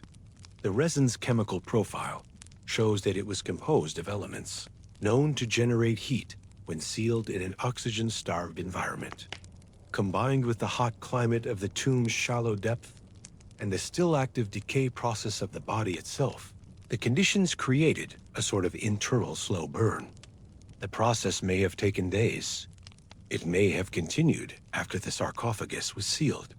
There is even speculation that the body continued reacting long after the tomb was closed, cooking quietly beneath the layers of gold, linen, and stone until it became what Carter and his team discovered. There is, of course, the more unsettling question, one that whispers through the findings but is rarely voiced aloud. What if the damage was not accidental? What if the intense use of resin was not simply a miscalculation, but an intentional effort to cover up something else? The body's strange posture, the missing ribs, the absence of a sternum, the lack of a heart, all are unusual, even in the context of ancient embalming. Could these choices have been made to conceal an injury, a deformity, or even a cause of death too politically sensitive to reveal? The scientific community will later debate the possibility of foul play. Was the young king murdered? Was his body mutilated intentionally? Was the strange embalming a last-minute attempt to disguise damage inflicted by human hands rather than time? For every piece of evidence that suggests a tragic accident, there is another that points to deliberate intervention. The truth remains elusive, obscured by melted linen and the irreversible alchemy of heat and secrecy. And yet, despite all this damage, despite the burning, the misshapen limbs, the absence of order, one thing remains intact. The mask, that brilliant golden face that once lay over the blackened remains, has survived untouched, radiant, and flawless. It is this mask that the world sees. This face that is printed in textbooks, cast in replicas, adored in museums. The boy behind it, damaged and distorted, remains hidden from view, sealed once more beneath myth, mystery, and the unbearable silence of scorched linen. In the days after the body is fully unwrapped, Carter retreats from his notebooks and diagrams. He stands before the now empty coffin and writes simply of burned flesh and unusual conditions. But the mystery continues to fester, long after the tomb's cataloged and the treasures placed behind glass. Because no matter how carefully they study the evidence, one question never truly fades. Why was the boy king, born into gold and praise, sent into the afterlife in flames? The embalmers had rules, ancient, sacred, and inherited across centuries of careful ritual. Each step, from the moment a body left the world of the living to the instant it was sealed behind stone and gold, was defined with precision. No detail was too small, no motion too minor. The process was meant to elevate the deceased beyond mortality, to transform flesh into something closer to divinity. But in the case of Tutankhamun, something broke down. Not in one grand mistake, but in a series of small, irreversible miscalculations. The result was a king, buried not in eternal perfection, but in a kind of slow-cooked ruin. From the first handling of the body, it's clear the embalmers were working against time. A pharaoh's death, especially one without an heir, was a moment of crisis cloaked in ceremony. The mourning period was meant to be solemn and structured, but beneath the chants and incense, the machinery of power was already shifting.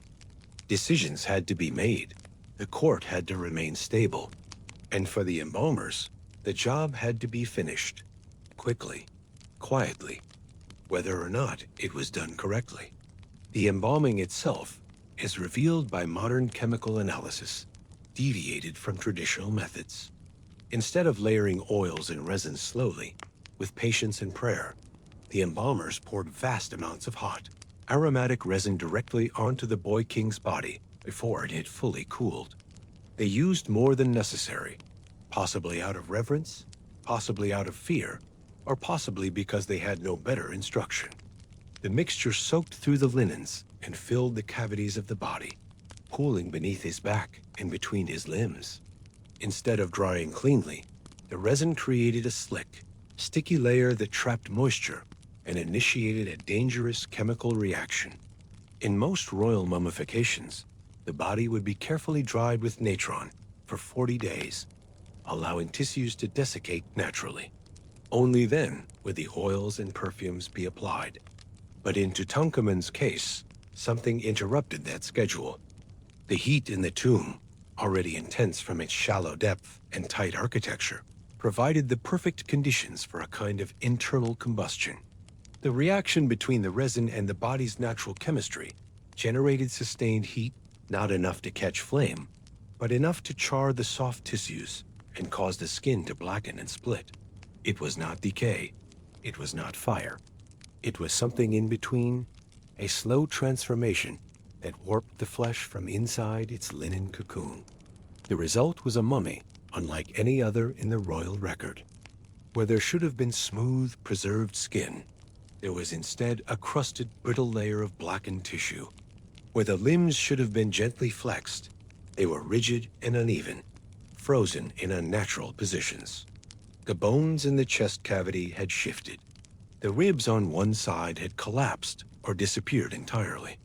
The sternum was missing, and in its place, hardened lumps of resin and linen gave the illusion of fullness. The more Carter's team uncovered, the more it became clear that something had gone profoundly wrong before the lid of the sarcophagus was ever sealed. The mistakes didn't end with the resin. The placement of sacred amulets, meant to protect the king's journey through the afterlife, was chaotic. Some charms were found in the wrong locations, as if placed without thought. Others had fused into the linen, distorted and unreadable. A scarab meant to guard the heart was missing. No separate canopic jar containing the heart had been found in the tomb at all. In Egyptian belief, the heart was vital for the weighing ceremony before Osiris. Without it, the soul could not be judged, and without judgment, it could not pass into the field of reeds. Whether the heart had been removed accidentally, intentionally, or lost to the damage is unknown, but its absence haunts the tomb more than any missing treasure. The tools found near the embalming site offer further clues. Clay jars once used to hold oils are scorched inside, as if they had been heated too long or over too strong a flame. Knives used to make incisions show wear inconsistent with careful use. It appears that the process, usually overseen by priests with years of training, was instead executed with haste and anxiety. Some scholars speculate that the usual team of embalmers may have been unavailable or unprepared. Others wonder if the embalming was even done within the palace complex at all, rather than in the professional embalming houses. The haste is visible in every layer of Tutankhamun's burial. The resin pooled beneath him, the brittle, burned edges of his wrappings, the errors carved permanently into his body. Scientific analysis in the decades following Carter's discovery has confirmed these suspicions. CT scans and 3D modeling reveal patterns of heat damage and resin distribution, consistent with internal thermal reaction. The body was essentially slow-cooked in its own burial materials. The absence of airflow in the nested coffins only accelerated the damage. No external fire was needed. The chemistry of oil, linen, heat, and time did the work all on its own. And yet, even with the evidence laid bare, the reason remains elusive. Why rush the burial of a king? Why allow mistakes to unfold in the most sacred of rituals? Theories abound. Some suggest a power struggle behind the scenes, where I or Horemheb may have been eager to cement their position and needed the burial finished before political rivals could interfere. Others believe the death itself may have been unexpected or controversial, necessitating a rapid burial before rumors could spread. Still others argue that with no heir and a fragile claim to the throne, Tutankhamun's death created a vacuum too dangerous to leave open for long. In that context, the burial becomes less about honoring a king and more about sealing a chapter. To bury Tutankhamun was not just to send him into the afterlife, but to close the book on a dynasty marked by religious upheaval, political uncertainty, and the lingering shadow of Akhenaten. The embalming, then, may have been a formality, performed not for reverence, but for closure. The result, however, is a paradox. In their desperation to move on from his reign, the court created a burial so flawed, so peculiar, that it would never be forgotten. The very mistakes they made in trying to erase him ensured that his body would become the most studied, most examined, most enduring corpse in Egyptian history. No other mummy has been subjected to so many tests. None has raised so many questions. And none has given up so few answers. When Carter's team first laid eyes on the boy king's blackened remains, they saw the end of a mystery. What they had found, however, was only the beginning. The chemistry of his embalming tells one part of the story, a story of error, of haste, of reaction. But beneath the layers of hardened resin lies another tale entirely, one still waiting to be uncovered by scanners and scalpels and long, sleepless nights in university labs. And as the researchers peel back that final layer, they will begin to suspect that Tutankhamun's death and what happened to his body afterward may not have been an accident at all. In theory, the afterlife begins in silence. The embalmed are meant to lie still, preserved in calm dignity, accompanied by prayers and offerings as they journey toward the judgment hall of Osiris. But in Tutankhamun's case, something less dignified seems to have occurred somewhere along that journey. Something loud, something unexpected, something that even the gods might not have seen coming. Tutankhamun's body, researchers now believe, may have exploded. The word sounds theatrical, but the forensic evidence is hard to ignore. By the time Carter and his team uncovered the third and innermost coffin, they found not the crisp, linen-wrapped figure of a carefully embalmed god, but a blackened, fragile corpse partially stuck to the bottom of the coffin. Resin had pooled beneath the body in thick, dark puddles, hardened like amber around his shoulders and back. And beneath that hardened shell, things had shifted, violently. Bones cracked, wrappings split. The entire chest cavity was distorted in ways that didn't line up with careful embalming or even with typical postmortem decay. Something had gone very wrong inside that sealed sarcophagus. What modern scientists pieced together, long after Carter had left the Valley of the Kings, is that Tutankhamun's body did not rest quietly after burial. Instead, it underwent a series of internal chemical reactions caused by the extreme heat and pressure inside the coffin. The embalming resin, overheated when applied, did not cool properly. Instead, it seeped deep into the tissues and continued reacting long after the coffin was sealed. The tight, airless conditions inside the tomb created a kind of low-grade oven, turning the interior of the sarcophagus into a pressure chamber. Gases built up within the decaying body. The blackened skin, charred from the resin's heat, became brittle and weak. And eventually, the pressure became too much. There is no blast mark, no shattered wood or torn linen that shouts explosion in the traditional sense. But what researchers found was just as startling. The body had ruptured. Internally, pieces had shifted dramatically. The sternum was missing. The ribs on the left side were gone. The abdominal cavity was crushed inward. Wrappings were pushed aside in ways that could not be explained by gravity alone. It was not simply decomposition. It was structural failure under pressure. The mummy had, in essence, burst open. The strange fusion of resin and tissue had amplified the effects. The more the resin hardened, the less space remained for the gases trying to escape.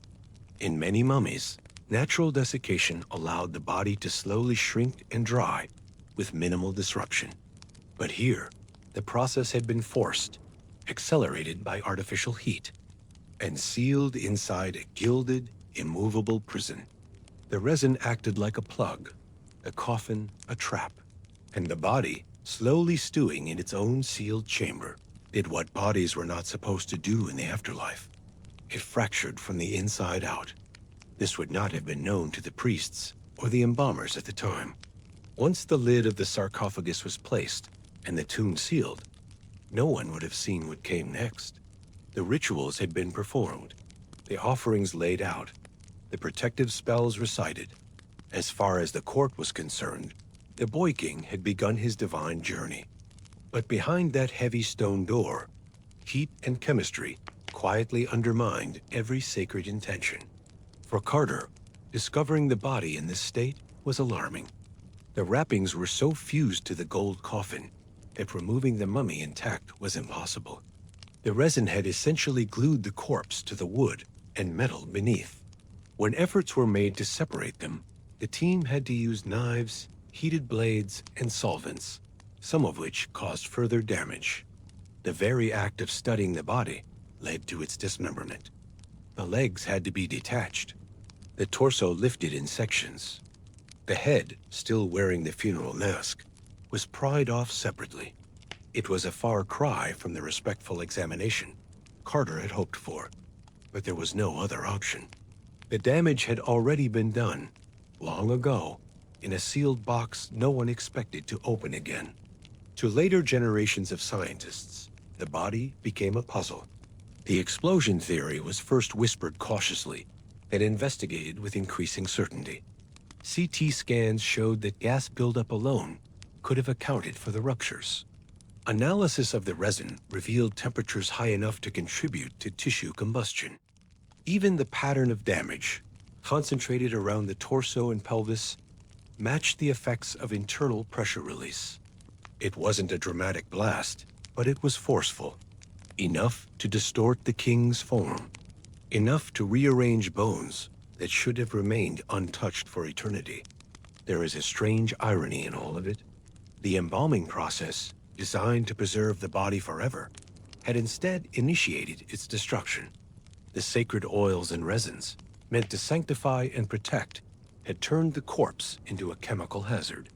The sealed tomb, meant to be a sanctuary of stillness, had become an oven. And the golden coffin, symbol of immortality, had become a pressure vessel from which not even a god could escape.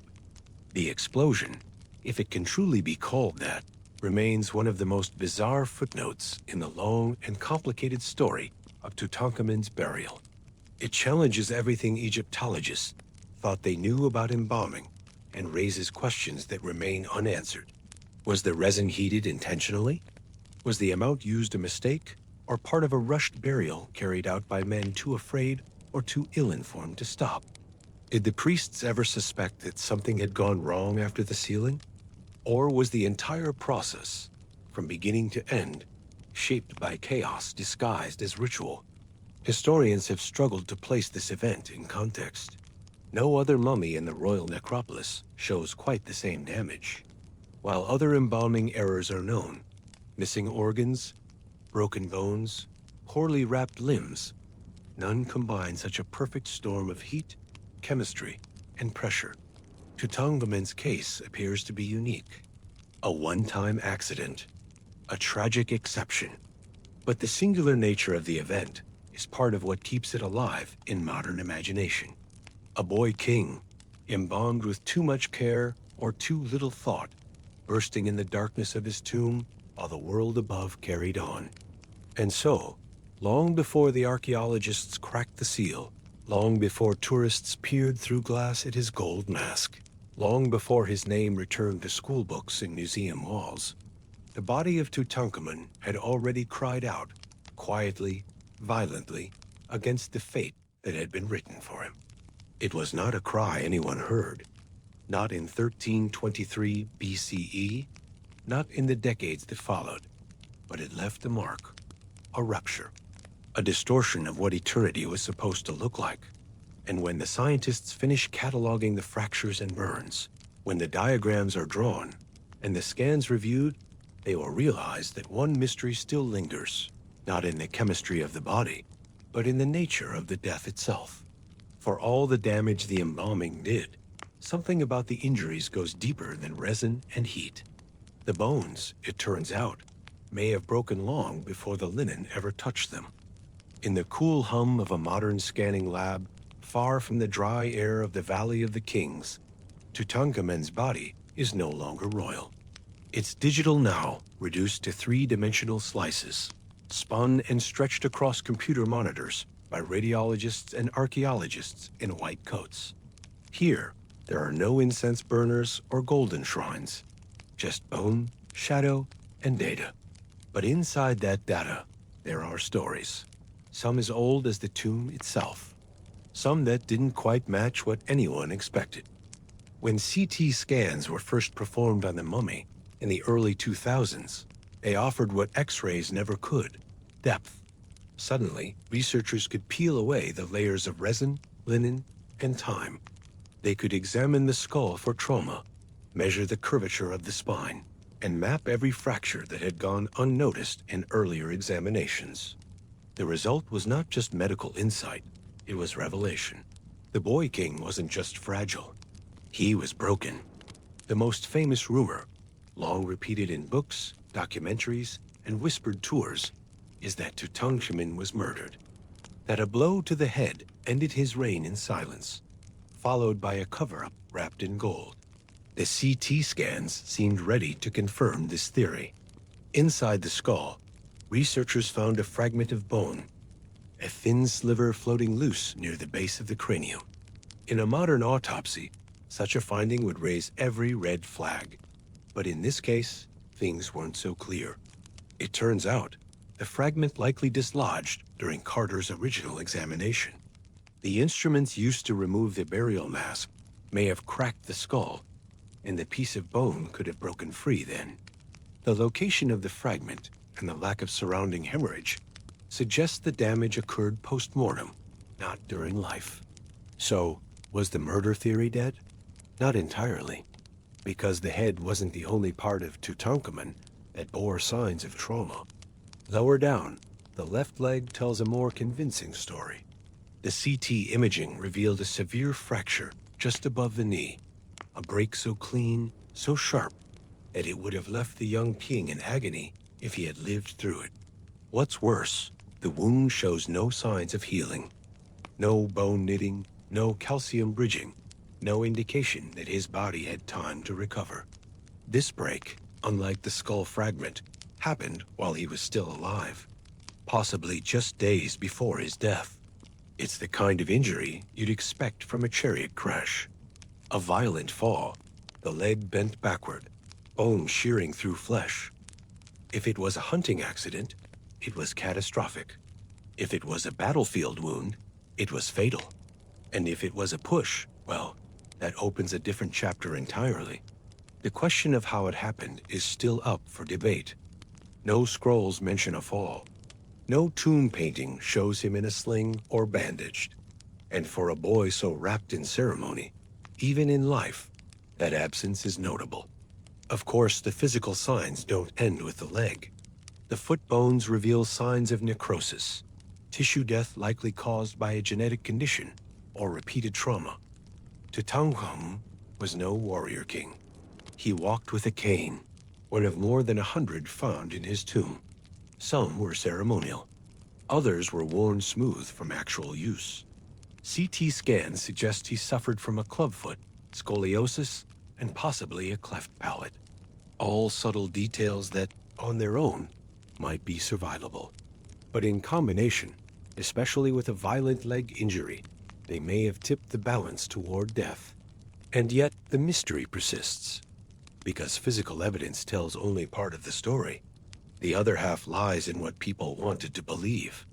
Theories blossomed like desert flowers after a rare rain. Some claimed Tutankhamun was assassinated by Ai, the vizier who succeeded him. Others blamed Horemheb, the ambitious general waiting in the wings. Some linked his death to the restoration of the old gods, suggesting a political cleansing of Akhenaten's heretical bloodline. A few went further, accusing priests of conspiracy, palace courtiers of treachery, even the embalmers of hiding the truth beneath layers of linen and resin. One of the more persistent theories points to a cover-up at the highest level, that the embalming was rushed not just because of political pressure, but because there was something to hide. The missing ribs, the damaged pelvis, the absence of a heart. Each detail, when viewed through a conspiratorial lens, begins to look less like incompetence and more like intention. Could the body have been deliberately mutilated? Was the embalming process manipulated to obscure a violent death? Some Egyptologists say no. The simpler answer, they argue, is usually the right one. The death was sudden. The embalming team was inexperienced. The tomb was borrowed and hastily prepared. The damage came later, through heat and pressure and time. But others remain skeptical.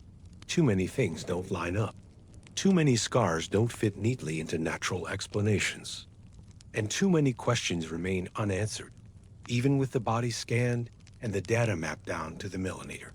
In the end, the CT scans offer as much ambiguity as clarity. They confirm that Tutankhamun was not healthy, that he suffered from genetic disorders, likely caused by generations of inbreeding, that he had physical deformities, walked with assistance, and may have been in pain for much of his life. They confirm the leg break, the lack of healing, the injuries inconsistent with embalming. But they don't explain what really happened. They don't name the moment when the boy king passed from life into legend. Perhaps the most haunting detail isn't the fracture or the deformity or the missing heart. It's that in the end, no one was there to document the truth. No priest carved a scroll. No court scribe left behind an eyewitness account. The silence around his death is nearly as dense as the stone that sealed his tomb. And that silence, wrapped in gold and buried deep beneath the sand, has grown louder with time. Still, one fact remains. Whatever ended Tutankhamun's life, be it fall, illness, or foul play, someone moved quickly to erase the details. Whether out of devotion or desperation, they made sure that by the time the tomb was sealed, the boy was no longer a person, but a symbol, a closed chapter, a wrapped and lacquered question mark. But if the CT scans uncovered anything of value, it's this: the truth doesn't stay buried forever. Bones break, but they also speak. And what they're beginning to say next will bring someone else into focus, someone who knew Tut best, and whose fate after his death would become just as mysterious. The tomb is quiet now. The thick stone walls have stopped breathing. The floral garlands have long turned to dust. The oils that once shimmered on the alabaster floor have dried, cracked, and vanished into the limestone. The gold still gleams, but the hush it keeps is no longer sacred, it's clinical. And the golden mask, once meant to guard a sacred sleep, now lives behind museum glass, gazed at by millions, and studied under LED lights. But the silence Tutankhamun left behind, the one woven between each wrapped limb, each half-told detail, has not been forgotten. If anything, it's gotten louder with every test, every probe, every attempt to turn ritual into data and mystery into metadata. For more than a century, Tutankhamun's body has been less a resting soul and more a case study. He's been measured, dissected, scanned, and sampled. His DNA read like a sacred script. His bones are now part of databases, his embalming oils mapped by chromatography.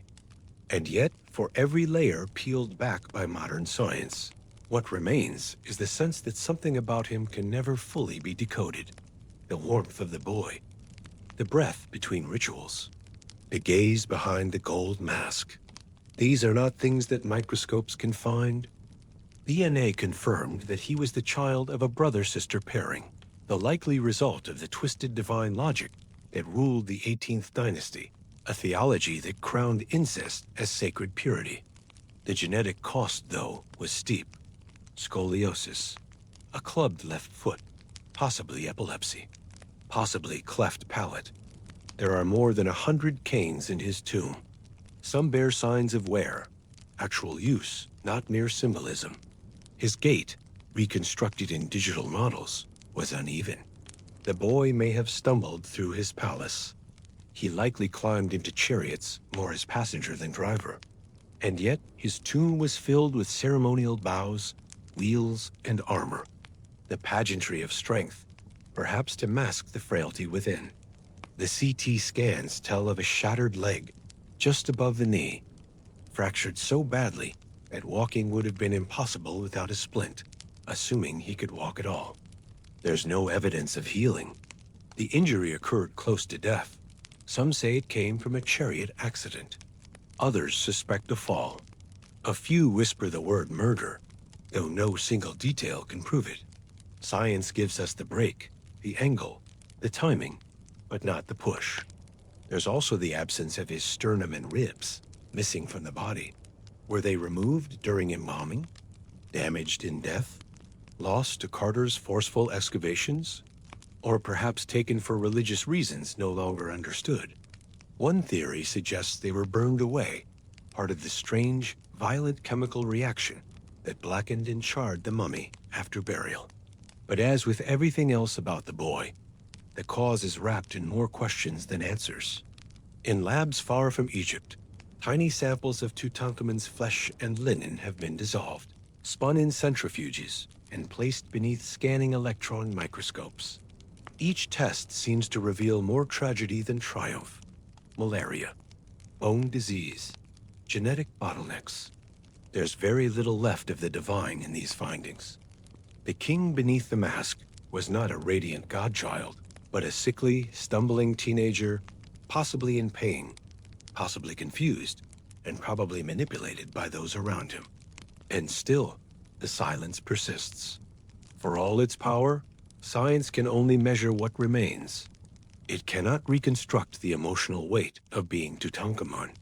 It cannot retrieve the breath he took just before collapsing. It cannot hear the argument in the palace courtyard, or the footsteps that ran after. It cannot tell you what he dreamed the night before he died. The data is sterile. The tomb is not. Historians have leaned into this tension, trying to cross the bridge between forensics and feeling. They write of a boy crushed by dynastic expectation, caught between the remnants of his father's monotheistic experiment and the priesthood's hunger for restoration. Akhenaten had flipped Egypt's religion on its head, banishing centuries of gods for the worship of Aten alone. When Tutankhamun ascended, he became the face of reversal. He reopened temples. He changed his name from Tutankhaten to Tutankhamun, a gesture of healing or a signal of surrender. But how much of that was his choice? He was around 9 when he became pharaoh. His advisors, Horemheb, and the priesthood had the real control. Tut may have held the crook in flail, but they held the leash. And if that's true, then even the story of his death may not belong to him. It might be just another line in a script someone else was writing. The body may be his, but the silence belongs to everyone else. Perhaps the most chilling revelation, tucked quietly among the CT images and resin analyses, is that no clear cause of death has ever been confirmed. Nothing certain, nothing final, just a cluster of maybes. A blur of pathology, trauma, and hypothesis. It's as though the moment of his death resists discovery. One last secret in a life lived beneath too many eyes. The irony is heavy, that a king so covered in gold, so encased in ritual, should remain invisible in his most human moment. And yet, the more we try to know him, the more fragile he seems. His mask is flawless, but the skull beneath is misshapen. His tomb is rich, but his story is thin. He is the most famous pharaoh in modern memory, yet among the least understood. For all the royal splendor, all the scientific scrutiny, his real legacy might be this: a reminder that some lives, no matter how short, leave behind more questions than answers. And that sometimes, even in the age of imaging and genomics, a tomb can still keep its secrets. So the scientists pack up their samples. The images are archived. The theories are published. But the silence, that ancient companion to the dead, lingers. It curls through the resin. It hums through the fractures. It waits in the space between what we know and what we feel. And just beside that silence stands a queen. Ankhesenamun, Tutankhamun's wife, his sister, and the last thread of their tangled lineage. Her name faded from monuments. Her fate unknown. Her letters whispered through Hittite archives. If Tutankhamun was a mystery in gold, she is a shadow in ink. But if you follow the silence just a little further, past the sealed tomb and into the palace where her footsteps last echoed, you'll find her waiting, in silk, in fear, in history's blind spot. And that's exactly where we're going next. The palace is too quiet now. You feel it with every step. Where once there were sandals tapping on polished stone and servants bustling through linen-draped corridors, now there's only wind weaving through hollow doorways. The scent of lotus and myrrh still lingers faintly, trapped in fabric and papyrus, but the warmth has gone out of the rooms. A royal household built for the living now echoes like a tomb, and in the center of it all stands Ankhesenamun, still queen, for now, still draped in the fine linens of royalty.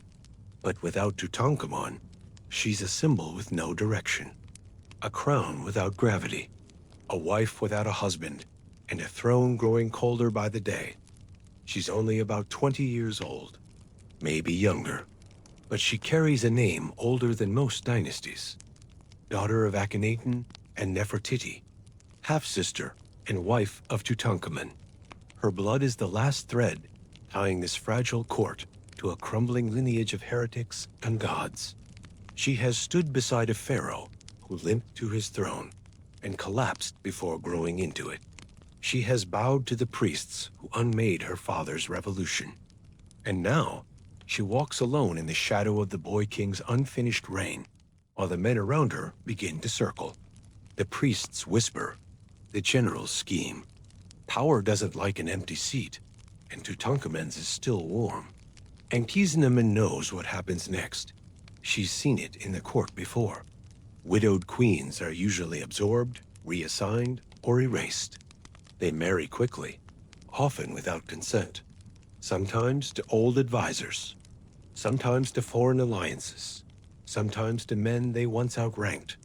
It doesn't matter what she wants. Royal women are symbols first, pawns second, and people only in private moments, if they're lucky. But Ankhesenamun isn't without tools. She is clever, trained, raised by Nefertiti in a palace where politics were painted into every wall. She knows how to move through silence, how to survive being watched. And now, more than ever, she needs that skill. Because the power vacuum left by Tutankhamun's death isn't just a gap, it's a storm. And she is standing in the eye of it. The elderly vizier, is the first to rise. He's been close to the throne for decades, an advisor under Akhenaten, a steady presence in Tutankhamun's reign. He's patient, experienced, and no longer interested in the sidelines. Some say he was already pulling strings before the boy king died. Others claim he was caught off guard like the rest. But either way, He steps forward quickly, presenting himself as the rightful successor. Ankhesenamun watches as the court begins to pivot, slowly, carefully, like dancers shifting partners at a state banquet. One step, then another, until the room belongs to someone new. She likely knows what's coming. When a woman of royal blood is widowed in Egypt, she doesn't retire to a life of quiet dignity. She becomes a bargaining chip, a mechanism of legitimacy. Whoever marries her inherits part of her divine lineage and a better claim to the throne. Ankhesenamun understands this all too well. Her identity is not just personal, it's political currency. And right now, Ai appears to be holding the purse. But she isn't ready to disappear. Not yet. Somewhere deep in the palace, she begins writing a letter. Not to Ai, not to the priests, not even to the gods, but to the king of the Hittites, Egypt's northern rivals. A foreign power with different customs, different bloodlines, and different ambitions. She writes with a desperation that would have been unthinkable in a more stable time. In the letter, she admits her husband has died. She confesses there is no suitable heir. And then, with every bit of boldness left in her, she makes a request so unusual it borders on treason. "Send me one of your sons," she writes. "Let me marry him. He will be king of Egypt. I will make him pharaoh." Historians still debate what pushed her to such a move. Was it fear of Ai? Disgust at the thought of marrying the man who may have orchestrated her husband's death? Was she trying to preserve her own power, or prevent Egypt from falling into the hands of the generals and priests? Maybe she thought a foreign prince could act as a neutral placeholder, buying her time to hold on to influence in a court that was closing in. Or maybe, just maybe, she wanted to escape one final act of agency before the palace consumed her. The Hittite king, Ai, is surprised by the letter. Skeptical at first. Egyptian royals don't usually ask for foreign husbands. It sounds like a trap. He sends a messenger to confirm the story. The court waits. Ankhesenamun waits. And when word returns that the pharaoh truly is dead, Sepelulima agrees. He sends his son, Zananza, down into Egypt. But the boy never arrives. Somewhere along the desert roads, before reaching the palace gates, Zananza is killed. Ambushed, disappeared. His body never makes it to Thebes. The alliance crumbles. And the silence returns, heavier this time. No one is punished. No one is blamed. But the message is clear. Egypt will not be ruled by a foreign prince. Not while Ai and the old order still draw breath. Shortly after, Ankhesenamun vanishes from the records. Her name stops appearing on temple walls. Her titles fade from inscriptions. She may have been forced to marry Ai. Some surviving rings suggest as much. She may have died in childbirth, or been exiled, or simply erased by scribes loyal to the new regime. Egypt had no room for her anymore, not as a queen, and certainly not as a question. And so, like her husband, she is sealed in silence, without a tomb, without a monument, without a clear end. There's something haunting about that. A woman born into divine status, trained to walk beside kings, who leaves behind barely a whisper. Not even her burial place is known.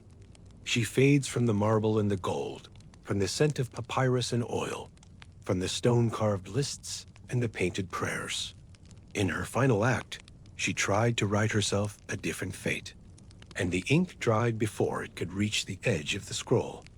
But the wind still moves through those palace corridors, brushing against the stone where her voice once echoed. And sometimes, when scholars leaf through dusty Hittite archives, they find her letter again. Desperate, old, fragile in its honesty. A plea from a young woman surrounded by older men, holding on to a thread of power in a world built to pull it away. And that thread, it hasn't quite snapped yet. Because as long as people still wonder where she went, or why she disappeared, her story continues. It lives in the silence of missing records, in the flicker of foreign names etched alongside pharaohs, in the footsteps that never return to the palace. The throne may have vanished beneath her feet, but the echo she left behind never quite stopped ringing. And soon, that echo will carry us deeper into the maze of her aftermath, into a palace life of rituals, intrigue, and vanished footsteps that refuse to be fully swept away. Somewhere between the painted pillars and the closed palace doors, you sit at a low ebony desk, fingers resting on cool papyrus, the ink bowl trembling slightly on its carved stand. The light is weak, filtered through reed blinds and thick with the dust of a house that has grown too still. You don't hear laughter from the garden anymore. No footsteps in the galleries. No familiar sandals brushing past.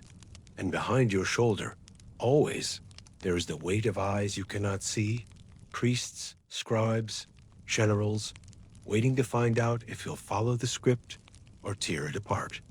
Ankhesenamun has run out of allies, and so, as strange as it seems, she turns to a foreign king. It's not just a letter, it's a risk sealed in folded papyrus and carried over treacherous miles. The ink stains your fingers as you write, careful not to smudge, each word deliberate. This isn't court poetry or ceremonial platitudes. This is a plea, a calculated one, but still soaked in fear. You don't address the king with flattery. You don't call yourself mistress of the two lands. You don't even mention your name. You simply write, "My husband is dead, and I have no son. They say I must not choose a husband for myself, but I will never marry a servant. Send me your son. I will make him king." The words are sharp, not romantic, not diplomatic. There's no flowery script or golden seal, just bluntness, laced with urgency. It's the voice of someone backed into a corner, tired of ceremonies and tired of waiting to be erased. The letter reaches Hattusa, capital of the Hittite Empire. Suppiluliuma. I reads it with disbelief. His court is stunned. Egyptian queens do not ask for foreign husbands. It's unheard of, possibly a trap. But the tone, the pleading directness, feels too raw to be fake. So Suppiluliuma sends messengers to confirm the story. The journey is slow, the desert long, and every day that passes is another day. Egypt tilts towards someone else's control. But when the confirmation returns, yes, the pharaoh is truly dead. Yes, the queen is without an heir. He finally agrees. He sends his son Zananza toward the Nile. It is a decision that still confounds historians. Why would a great king send his son into enemy territory based on a single letter? Did he believe this was a once-in-a-generation opportunity to join the Egyptian throne? Or did he misunderstand the desperation in Ankhesenamun's tone as strategic cleverness, assuming the royal widow had full control of her crumbling court? Meanwhile, in Thebes, the letter's ripple begins to break against stone walls and old loyalties. The aging advisor who now wears the signet ring of power, is watching closely. So are the generals. And the priesthood, never eager to allow foreign hands into their sacred rites, starts tightening its grip. The letter may have left the palace, but it's left a trail. And its author? She's suddenly more dangerous than anyone realized. Ankhesenamun waits. Each day feels longer, more fragile. Rumors swell.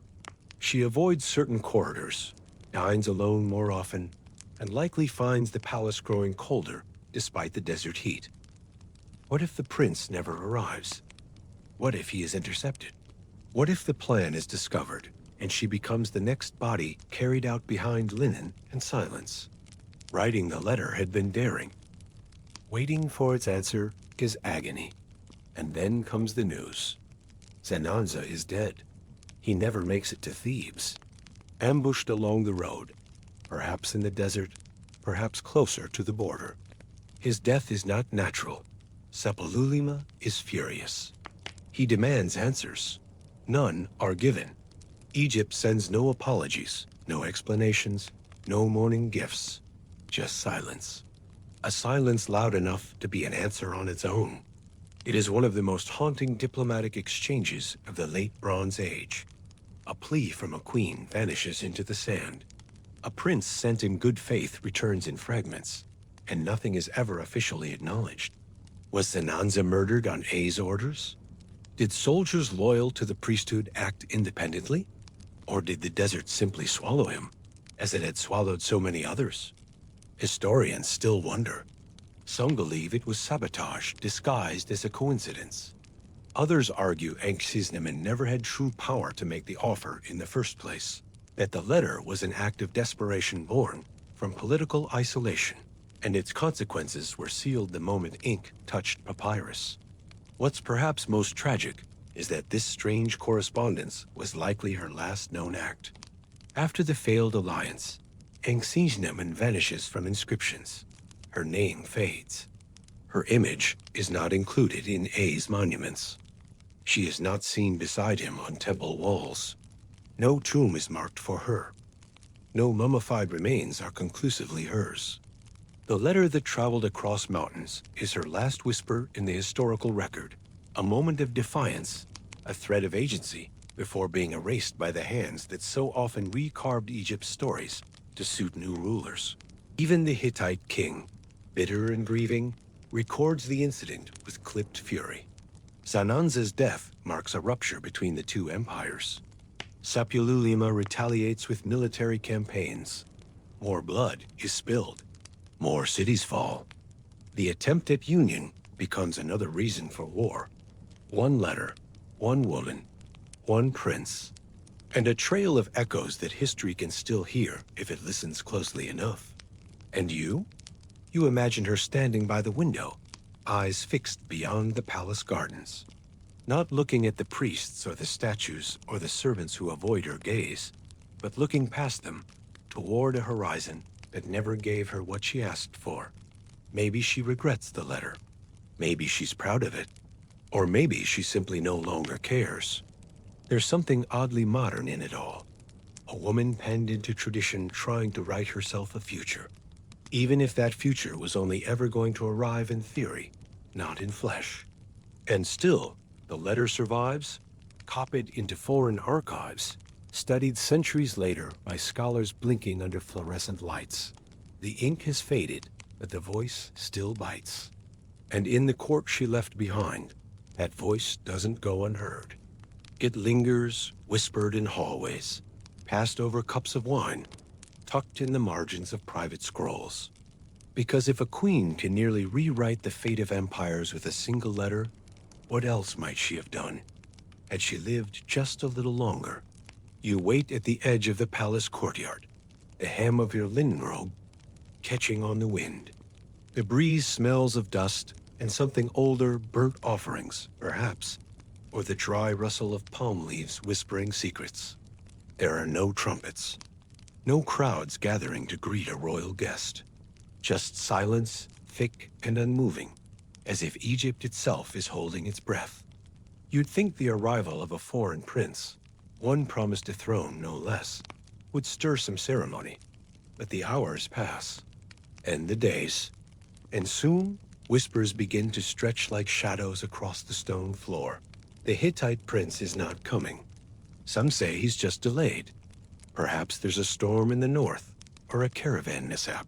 Perhaps desert robbers took a wrong risk. You try to believe it, but deep down, you feel something colder taking root. The palace is too still, the advisors too quiet, and every time you catch a servant glancing your way, they look away too fast. Something has happened. Then the news arrives, not with an announcement, not even with a royal messenger, but with a ripple, like the scent of smoke before you see the fire. Prince Zananza is dead, slain somewhere between the Hittite border and the Nile. Ambushed, they say, cut down before ever reaching Thebes. Some claim his escort was attacked in the highlands. Others say it happened near the border fortress at Zara. Either way, he never made it far enough to see the pylons of Karnak or the gates of Tutankhamun's crumbling house. Ankhesenamun hears this in silence. She doesn't scream. She doesn't beg for more details. There's no one to trust with either. Instead, she sits, perhaps in the same room where she penned that letter, and lets the last flicker of hope bleed out between the floor tiles. There will be no alliance, no neutral prince, no escape route through the Hittite court. Only now, waiting in the wings, patient as ever. You wonder what she thinks in that moment. Is she angry or just numb? The letter had been an act of defiance, a whisper against the tide of power closing in on her. And now, that whisper has turned into smoke. Worse still, the very attempt may have sealed her fate. A queen trying to summon a foreign prince? To offer Egypt's throne like a dowry? To the priesthood and the military elite, it's more than insolent, it's dangerous. And so the story of Zenanza becomes not just a diplomatic tragedy, but a message carved in silence. Egypt does not share power, not with outsiders, not even when it's asked politely, in ink, especially not then. Historians still argue over the details. Was it A who had Zenanza killed? The theory fits. He stood the most to lose from the prince's arrival. If a Hittite boy married Ankhesenamun and became king, A's influence would vanish overnight. He would return to being an old man with no title, no access, no legacy. So perhaps he sent men to intercept the prince, loyal soldiers with silent orders. Or maybe it wasn't I. Maybe it was Horemheb, the general whose fingers had been on the pulse of Egypt's armies since the boy king's reign. Or the priests, unwilling to allow a foreigner into the sacred rituals of Osiris and Amun. The death could have been a conspiracy with many architects, or an accident disguised as one. And then there's the strange emptiness around Zenanza's remains. No body ever made it back to Hattusa. No proper burial was recorded. Sepululima never saw his son again, not even in death. It's possible his bones were buried hastily in the desert, away from temples and tombs, or that he was left where he fell, a casualty with no monument. Either way, his name became one more ghost between empires. The reaction from the Hittite court is swift. Sepululima, furious and grieving, launches military raids into Egyptian borderlands. Egyptian vassals in Syria are attacked. Cities burn. A brief hope of an alliance turns into a fresh round of bloodshed. And in a bitter twist, Sepululima himself dies shortly after, likely from a plague brought home by prisoners of war. The whole affair leaves a scar on both sides, all from one letter and one prince who never crossed the river. Back in Thebes, Ankhesenamun's world narrows. I steps further into the light, his name etched more boldly on palace scrolls, his statues carved with the symbols of legitimacy. He wears the double crown. He claims divine right. And somewhere, carved faintly into a ring or a faded inscription, her name appears next to his, but only for a moment. After that, even the fragments stop. There is no grand scene of Ankhesenamun's downfall, no record of her death, no public punishment, just absence. One day she is queen, the next she is heir, erased gently but thoroughly, the way all inconvenient women are when the gods of power roll their eyes. Her fate becomes one of Egypt's great mysteries. No tomb, no body, no biography, just a gap in the record, and the lingering shadow of a young woman who tried to change her story and lost. But Sananza's story remains a kind of monument in itself, not of success, but of boundary. He marks the moment Egypt recoiled from foreign influence, the invisible line where diplomacy stopped and survival instincts took over. His death echoes through the politics that follow, as Egypt tightens inward, reasserts its rituals, and begins one more pivot toward conservatism. You can almost picture the caravan he never completed, golden chariots rattling across sand, Hittite warriors guarding silk-wrapped gifts, the prince, still young, still hopeful, rehearsing Egyptian words under his breath, never knowing that the closer he came to the Nile, the shorter his life would become, never realizing that he had already crossed a line no one in Thebes was willing to forgive. And somewhere, perhaps that evening, Ankhesenamun stands by her shuttered window, watching the sky darken above the palace rooftops. No messengers return. No riders announce anything. Just a heavy stillness, like the palace itself is pretending none of it ever happened. And for her, the silence only grows louder from here. The throne room no longer belongs to Tutankhamun, but the scent of his oils still lingers in the plaster. The sunlight filters through the same carved screens, tracing shifting patterns across the alabaster floor, and the throne itself, polished and adorned with divine iconography, is still the same height, still the same color. Yet the figure ascending its steps now does so with creaking knees and a careful eye. I, the elderly vizier, once content to whisper behind curtains, now steps into full view of the gods, and beside him, reluctantly, quietly, stands Ankhesenamun. The marriage is not celebrated with joy. There are no lotus petals scattered along the path, no songs carried through the hypostyle halls, no laughter rising from the royal kitchens. The court keeps its voice down, its eyes lower still. On the temple walls and tomb murals that come later, I is always alone or accompanied by minor wives.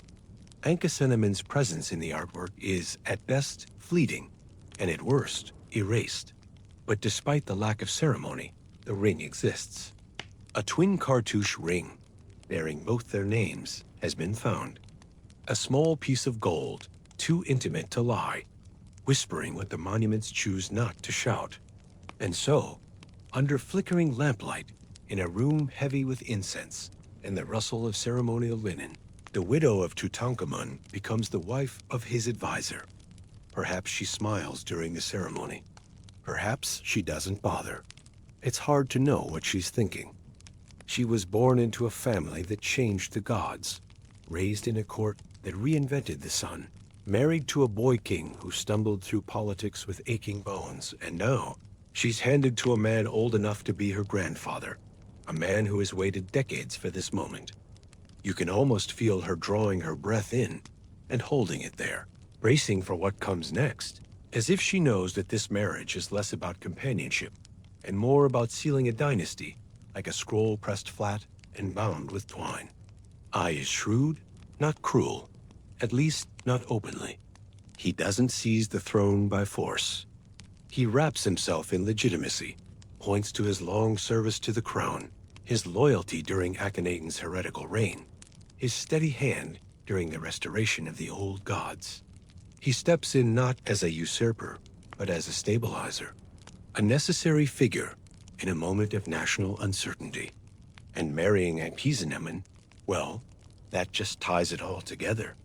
If he's king and she's queen, then the dynasty continues without interruption. The gods are pleased. The priests nod.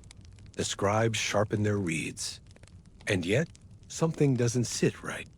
It's not just the age gap or the sudden disappearance of Ankhesenamun's name from state records. It's the speed of it all. Tutankhamun's burial was rushed. The Hittite prince was murdered en route, and I wasted no time stepping in to gather the pieces. It's as if the board had been cleared, the players removed, and the game reset, all within the span of a season. In the inner courtyards, the gossip flows more freely than the wine. Some servants say they heard Ankhesenamun crying at the basin. Others claim she tried to flee the palace and was brought back under escort. Most whisper only when they're sure the limestone walls won't echo. After all, it's dangerous to speak ill of the man who signs your wages, even if he has liver spots and walks with a cane. A few, bolder still, recall how she once walked confidently beside a young king. Now she glides more softly, her anklets quieter, as though each footstep risks stirring disapproval. For Ankhesenamun, married life under I is likely one of elegant captivity. She retains her titles, at least briefly. She probably still receives tribute, still wears jewelry gifted by foreign courts. Her robes are still embroidered with falcons and solar discs. But the power she once wielded, shaky though it was, is gone. She is no longer a queen making alliances, or a widow shaping her own future. she is now a symbol, one the court needed to complete a transition. And once that transition was done, she became unnecessary. You search the inscriptions, the stele, the tomb walls. She vanishes, not ceremoniously, just gradually, like a lamp left to burn itself out. I doesn't glorify her. He doesn't build her a temple. He doesn't even bury her in a tomb with her name on the door. If she dies in the palace, it happens quietly. If she's sent away, there's no record of it. If she was buried, her tomb is either lost or deliberately concealed. Maybe she lies in some unused chamber of the valley, a faded cartouche scratched away by someone told to erase a name they dared not speak aloud. Historians still debate what became of her. Some suggest she may have died in childbirth, which is not unlikely. Young royal women often bore the full weight of dynastic ambition in their wombs. Others believe she was forced into a cloistered priesthood, her royal life exchanged for ceremonial isolation in the temple of Hathor or Amun, lighting incense she no longer believed in. A few argue she never married high at all, that the ring is a red herring, a gift, or a political signal never fulfilled, but the silence speaks volumes. In a kingdom obsessed with legacy, her story is left unfinished on purpose. And perhaps that's what makes her tale linger so long in modern imagination. She was born at the height of one of Egypt's strangest revolutions. She married her brother, a boy pharaoh, shaped more by handlers than vision. She watched her father's gods be toppled, and her husband's body hurried into an outsider's tomb. And just when she tried to reach across borders and change the script, the pages were torn away. Still, the ring remains. One little artifact passed through museum glass, reminding us she did not go quietly, at least not at first. She may have lost the final say, but she wrote part of her own story, even if it was buried beneath layers of dust, politics, and careful redactions. In that, she joins the long line of royal women whose legacies were written in fragments and carried forward not by monuments, but by the stubborn memory of those who couldn't forget them. And somewhere behind the palace doors, in the places where light no longer reaches, you imagine her pacing barefoot across cool tiles, the gold slipping from her wrists, whispering to herself the names of people no longer welcome at court. I may have ruled, but Ankhesenamun still haunts. And while she disappears from murals and monuments, another figure begins to rise, not from the inner circle of priests or the court's aging elite, but from the ranks of Egypt's hardened generals. His name is Horemheb, and his gaze is already turning toward the throne. There are names that echo through the stone corridors of eternity, chiseled deep into granite lintels, gilded across temple ceilings, recited in litanies meant to last until the Nile runs dry. These are the names that refuse to vanish, held up by dynastic pride and divine decree. And then there are the names that fade not through accident, but through decision, not lost, but erased. Ankhesenamun becomes one of those names, not buried in royal glory, not praised in hymns, simply gone, removed with such calculated quiet that her absence becomes its own kind of noise. You study the royal genealogies, long neat lists carved into stele and painted in ochre along the gallery walls of temple pylons. The kings are all there, standing proudly in profile with crowns stacked tall. Amenhotep III, Akhenaten, young Tutankhamun, then I, then Horemheb. Between them, the line moves fluidly. Dynasties are preserved like river reeds woven tight. But where the queens usually walk beside their husbands, offering flowers or holding sistrums, Ankhesenamun is missing. Not just overlooked, omitted, as though her role in the passing of one era into the next had been judged inconvenient. It is not hard to guess why. Her name was entangled in too many scandals for the taste of later rulers. Scandals of lineage, politics, and sacred confusion. She was the daughter of Akhenaten, the so-called heretic pharaoh who moved the capital and replaced the gods. She was married to her half-brother Tutankhamun, a boy who spent his short reign undoing his father's religious legacy. And when he died young, she reached out to a foreign enemy in desperation. All of that left a trace, a smell of instability, of vulnerability, of a queen who tried to write her own ending. It's not just her name that disappears, it's her image. The vibrant wall scenes that once showed her holding her husband's hand, crowning him with lotus garlands, vanished after his burial.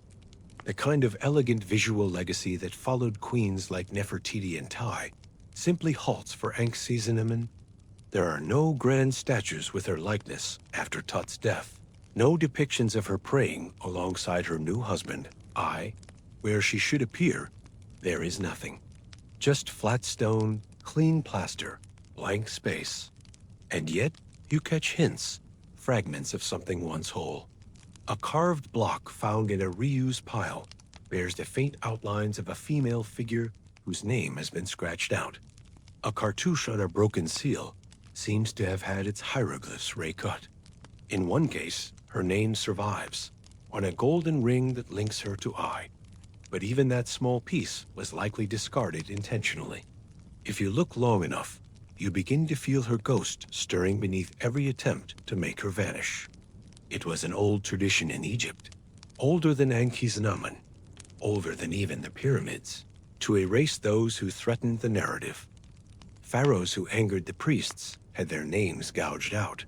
Officials who fell from grace had their images defaced, their tombs broken open, their souls denied entrance to the afterlife by sheer force of forgetting. The worst punishment was not execution, it was to be unremembered. To be denied a name was to be denied immortality. And someone made that choice for her. Maybe it was I, who had married her quickly, used her to legitimize his reign, then quietly discarded her when he no longer needed a connection to a crumbling dynasty. Maybe it was Horemheb, the military commander who rose after I, and sought to scrub the record clean of anything that connected the state to Akhenaten's bloodline. Horemheb rewrote royal inscriptions, declared himself the rightful heir to Tutankhamun, and erased A's rule from most formal accounts. If he considered Ai unfit to be remembered, then Ankhesenamun, a woman tied to both Ai and Akhenaten, stood little chance. Even her death is uncertain. No tomb has ever been conclusively identified as hers. No canopic jars with her name. No funerary texts. No sacred images of her, weighing her heart against Mat's feather. Some scholars believe she died in childbirth. Others think she was cloistered in a temple and lived out her life as a ceremonial widow. A few propose she may have even been imprisoned for her foreign correspondence. The absence of her burial is not just a footnote. It's a gaping wound in the archaeological record. For a queen of Egypt, vanishing like this is louder than a war drum. And yet, she is remembered, not through stone, but through clay. A letter found in the royal archives of Hattusa, the capital of the Hittite Empire, records a desperate message from a young Egyptian queen who had lost her husband and begged the foreign king to send one of his sons to marry her. She swore she would make him king. She insisted she had no other choice. Most Egyptologists agree the letter came from Ankhesenamun. She tried, in her own way, to steer her life. And that alone makes her one of the most remarkable women in Egyptian history. Her story reemerges through shards and guesses. A statue base, incomplete, found in the ruins of a dismantled palace. A name, almost invisible, beneath a later inscription. Every time a tomb is opened in the Valley of the Kings, there's a sliver of hope it might be hers. An intact chamber with gold foil, a cartouche untouched, a face finally allowed to rest. You wonder sometimes if she sensed it all slipping away. If she walked alone through the colonnades at sunset, eyes on the river, knowing her name would not pass the lips of future generations. Maybe she whispered it into the wind, hoping the desert would carry it. Maybe she scratched it in charcoal behind a brick wall. Or maybe she simply let it go. But the absence left behind pulls at modern minds. She is remembered precisely because she was meant to be forgotten. Her silence invites curiosity, her erasure scrutiny, and the mystery becomes its own kind of immortality, one the ancients never intended. And as her final echoes fade from scrolls and walls, another figure begins to sharpen at the edge of Egypt's story. A general with ambition, trained in loyalty, but practiced in power. Horemheb's time is coming, and with it, the final burial of a dynasty in more ways than one. Even now, centuries after the sands swallowed their palaces and the Nile carved new secrets into its banks, you can still feel her there, somewhere just beyond the reach of certainty. Ankhesenamun's story doesn't end with a triumphal stele or an untouched tomb of splendor. There are no walls glowing with her divine beauty, no hymns bearing her name echoing through temple corridors. But in the corridors of museums, in the dusty edges of old excavation notes, in the hesitant curve of half-erased hieroglyphs, her presence flickers like candlelight in a draught. Her legacy lingers, not because it was carved in stone, but because someone tried to make sure it wasn't. Walk through the Egyptian wing of any major museum, and you'll see her absence as much as her presence. The gaps where her cartouches should be. The suspicious smoothness of wall surfaces, where chisel marks suggest something was deliberately removed. The way certain reliefs seem to skip over a figure that should be there. A queen-shaped void in the ceremonial processions. These aren't accidents of time. They're the fingerprints of intentional forgetting, and that makes them more powerful than any monument. For all the queens of Egypt, with their divine titles and perfumed legends, few haunt modern minds like she does. Not because of what she left behind, but because of what was taken away. Nefertiti blazes across history with her limestone beauty and solar hymns. Hatshepsut towers in her pharaoh's beard and towering obelisks. Cleopatra seduces through Shakespeare and Hollywood glamour. But Ankhesenamun? She whispers. She haunts. She exists in the spaces between certainties, in the questions that have no clean answers. Her story isn't preserved in full murals. It's scattered, like broken pottery washed down a wadi after a desert storm. A ring here, discovered in a German collector's dusty box decades after it left Egypt. A letter there, pressed into clay and fired hard as stone, carrying her desperate words across 3 millennia. A missing name in a lineage that skips too neatly from one pharaoh to the next, as if someone took careful scissors to the royal family tree. Each silence raises its own kind of noise. Every gap becomes an invitation to wonder. And it's the wondering that keeps her alive. Consider the ring, that small golden circle that bears both her name and A's, pressed together in hieroglyphs like a marriage contract written in precious metal. When it surfaced in the antiquities market, it created more questions than answers. Was it a betrothal gift? A wedding band? Or something darker, evidence of a political arrangement that sealed her fate as surely as a tomb door? The metal itself is silent, but the implications reverberate. 2 names bound in gold. 2 people, bound by necessity and power and survival in an empire teetering on the edge of chaos. Then there's the letter, those cuneiform wedges pressed into clay that carry her voice directly to us across the centuries. No scribal interpretation, no courtly euphemisms. Just a queen, writing in her own hand or dictating her own words to the king of the Hittites. My husband is dead, and I have no son. Send me one of your sons so I can make him king. The audacity of it still takes your breath away. Here was a woman refusing to be shuffled quietly into political irrelevance, reaching across enemy lines to grab control of her own destiny. But what happened to that Hittite prince? He set out for Egypt with wedding gifts and royal ambitions, only to die mysteriously on the road, murdered, the Hittite records claim, by Egyptian agents. Was it Horemheb's hand that struck him down? A's? Or did some other faction within the fractured Egyptian court decide that a foreign king was too dangerous a gamble? The prince's death closed the door on Ankhesenamun's boldest play for independence, and with it, perhaps, sealed her own fate.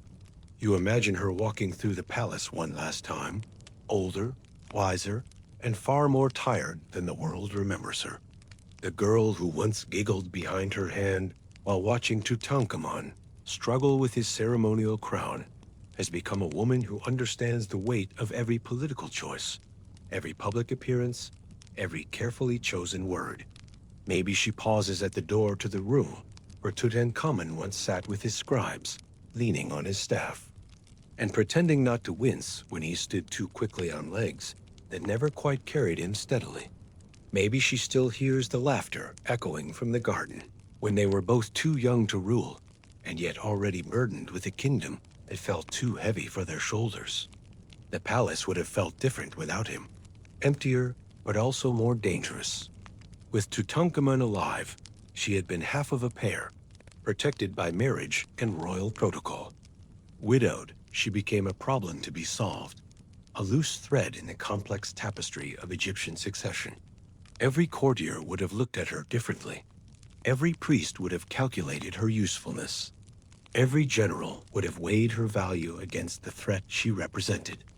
Maybe she runs her hand along the cold stone walls one final time, not in sorrow, but in quiet defiance, because even if her name is erased, even if her titles are chiseled away, and her image painted over, the life she lived still mattered. She had been daughter to a revolutionary pharaoh, wife to a boy king, an architect of her own survival in a world that offered women precious few paths to power. She had loved and lost and schemed and endured. That couldn't be erased, no matter how thoroughly the scribes did their work. There's something oddly comforting about the fragments she left behind, these scattered pieces of a deliberately broken story. They feel more honest somehow than the perfect, propagandized narratives of other royal figures. The letter to the Hittites tells you she refused to play the passive queen when the world closed in around her. She could have accepted whatever marriage the court arranged, whoever they chose to rule through her bloodline. Instead, she reached for agency, for choice, for the radical idea that she might select her own fate. The ring with eye shows you how far she was willing to bend to survive. This was the man who had served her father, who had helped orchestrate the religious counter-revolution that swept away Atonism and restored the old gods. He was old enough to be her grandfather, already ancient by Egyptian standards. But if marriage to him meant living to see another sunrise, if it meant maintaining some thread of influence in the new regime, then perhaps it seemed like wisdom rather than surrender. Her absence from the walls of A's tomb reminds you that even survival has its limits.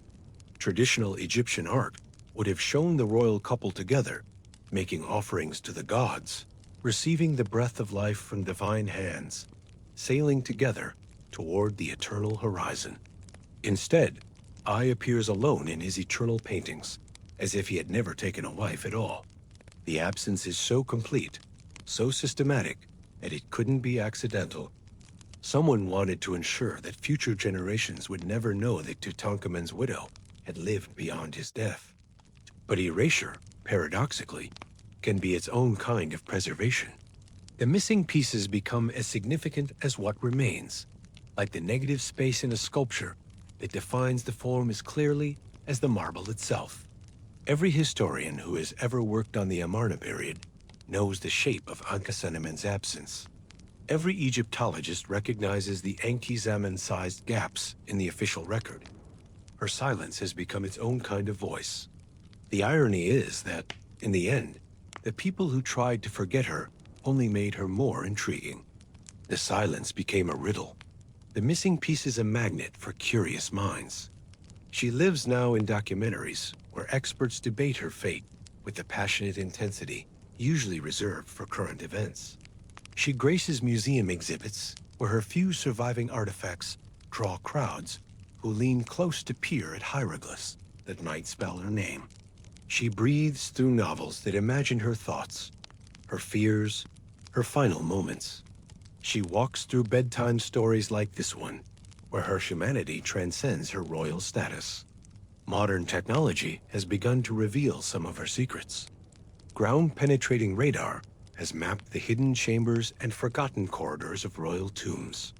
X-ray analysis has revealed the original texts beneath layers of plaster and paint. DNA testing has confirmed family relationships that were previously only speculation. And slowly, painstakingly, her story begins to emerge from the shadows where it was deliberately hidden. Historians still debate her true ending, and perhaps that's fitting for a woman whose entire adult life was shaped by uncertainty. Was she buried in an anonymous shaft somewhere in the Valley of the Kings? Her sarcophagus stripped of identifying marks, her name carefully chiseled away by the next regime's stoneworkers? The valley is full of such anonymous burials, queens and princes whose identities were scrubbed away by political necessity or personal vendetta. Or was she hidden more carefully, secreted away in a yet undiscovered tomb that waits quietly under a landslide or beneath the footsteps of modern tourists? Egypt has a way of keeping its secrets, of revealing them only when it chooses.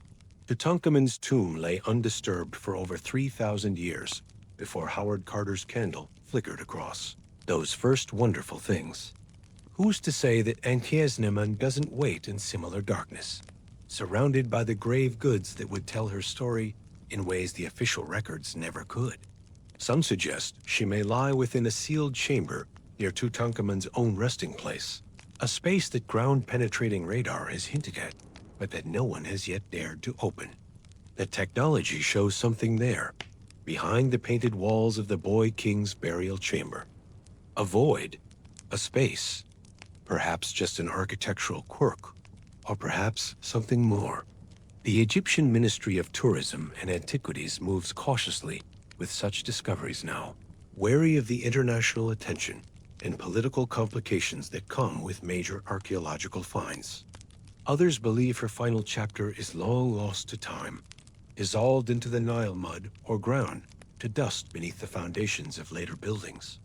Ancient Memphis was built layer upon layer, each generation constructing their monuments on the bones of their predecessors. Heliopolis and Thebes shifted and changed with the flooding seasons and the political winds. It's entirely possible that Ankhesenamun's final resting place now lies beneath a Cairo suburb or a farmer's field, unmarked and unremarkable. But time has a way of returning things, especially in Egypt. The desert sand that conceals also preserves. The dry climate that bleaches bone white also keeps papyrus legible for millennia.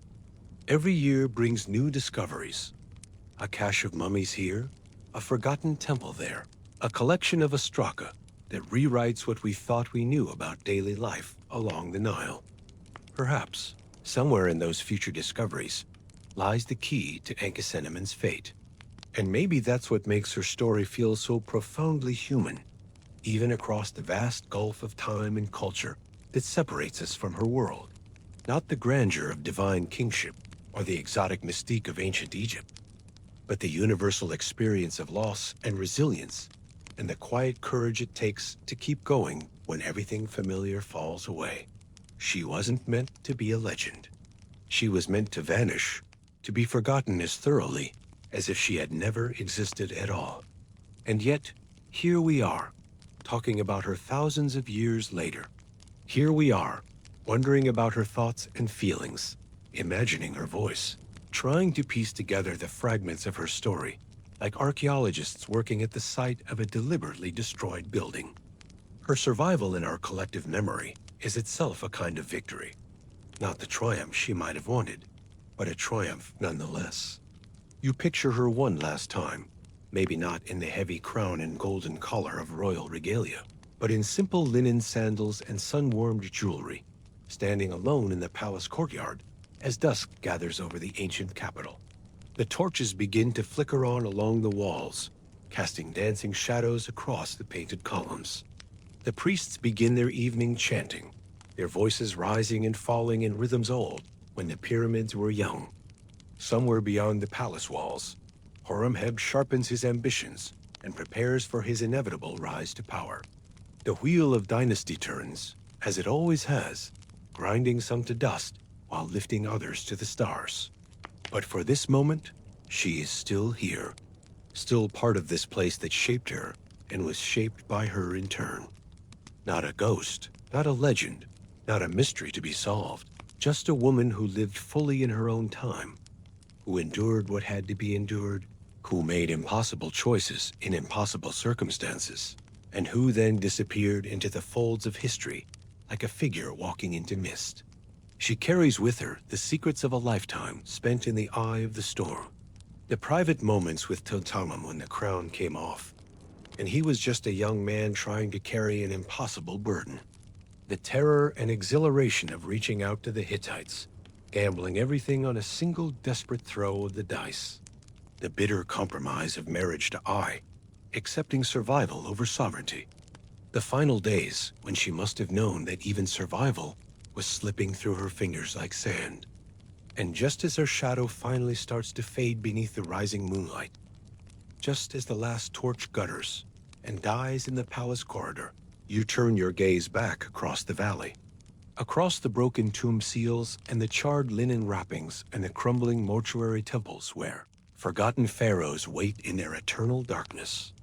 Because even though this story began with Tutankhamun, even though his golden mask has become the face of ancient Egypt in the modern world, it never really belonged to him alone.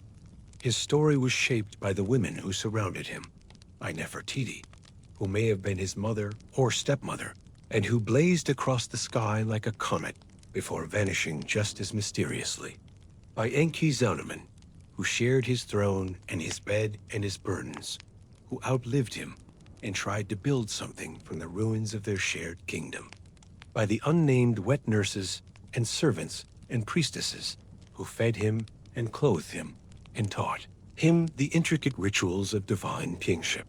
Their voices have been largely silent in the official histories, reduced to supporting characters in a drama that was always supposed to center on the men who held the crook and flail. But their influence shaped everything: the art and architecture, the religious reforms and counter-reforms, the very survival of the 18th dynasty through its most turbulent period. There's still one more step to take before we say goodnight. One more chapter in this story that spans generations and dynasties and the rise and fall of empires. Because Ankhesenamun's disappearance, like Tutankhamun's death, was not an ending but a transformation. It was the moment when history became archaeology, when lived experience became artifact, when human beings became mysteries to be pondered by people not yet born. And in that transformation lies perhaps the most extraordinary thing of all, that 3,000 years later, we still care. We still wonder. We still lean forward in the darkness, straining to catch the whisper of her voice across the centuries, still hoping that somewhere in the sand lies the answer to her riddle. And that's where we'll leave it for tonight. From the tangled linens of a hastily wrapped boy king to the scorched hollows of a coffin sealed too soon, from the soft steps of a queen whose name slipped through the cracks to the hushed corridors of a palace that forgot her on purpose. It's been a long, slow walk through a reign that ended before it ever fully began. If you're still awake, thanks for staying with me all the way to the end. And if you drifted off somewhere between the broken ribs, the missing chariots, and a letter sent to a foreign king in the middle of a dynastic panic, that's perfectly fine too. That's really the whole idea. If you enjoyed this quieter, sleep-friendly walk through ancient history, feel free to like the video and subscribe for more. And I'd love to hear where you're listening from and what time it was when you pressed play. Drop it in the comments. It's always lovely to see how far these calm little stories can travel. For now, I'll let the desert winds settle over the Valley of the Kings, the last torch burn out in the corridor of KV-62, and the lingering silence around a queen who was never supposed to be remembered drift gently back into the sand. Sleep well, and I'll see you next time.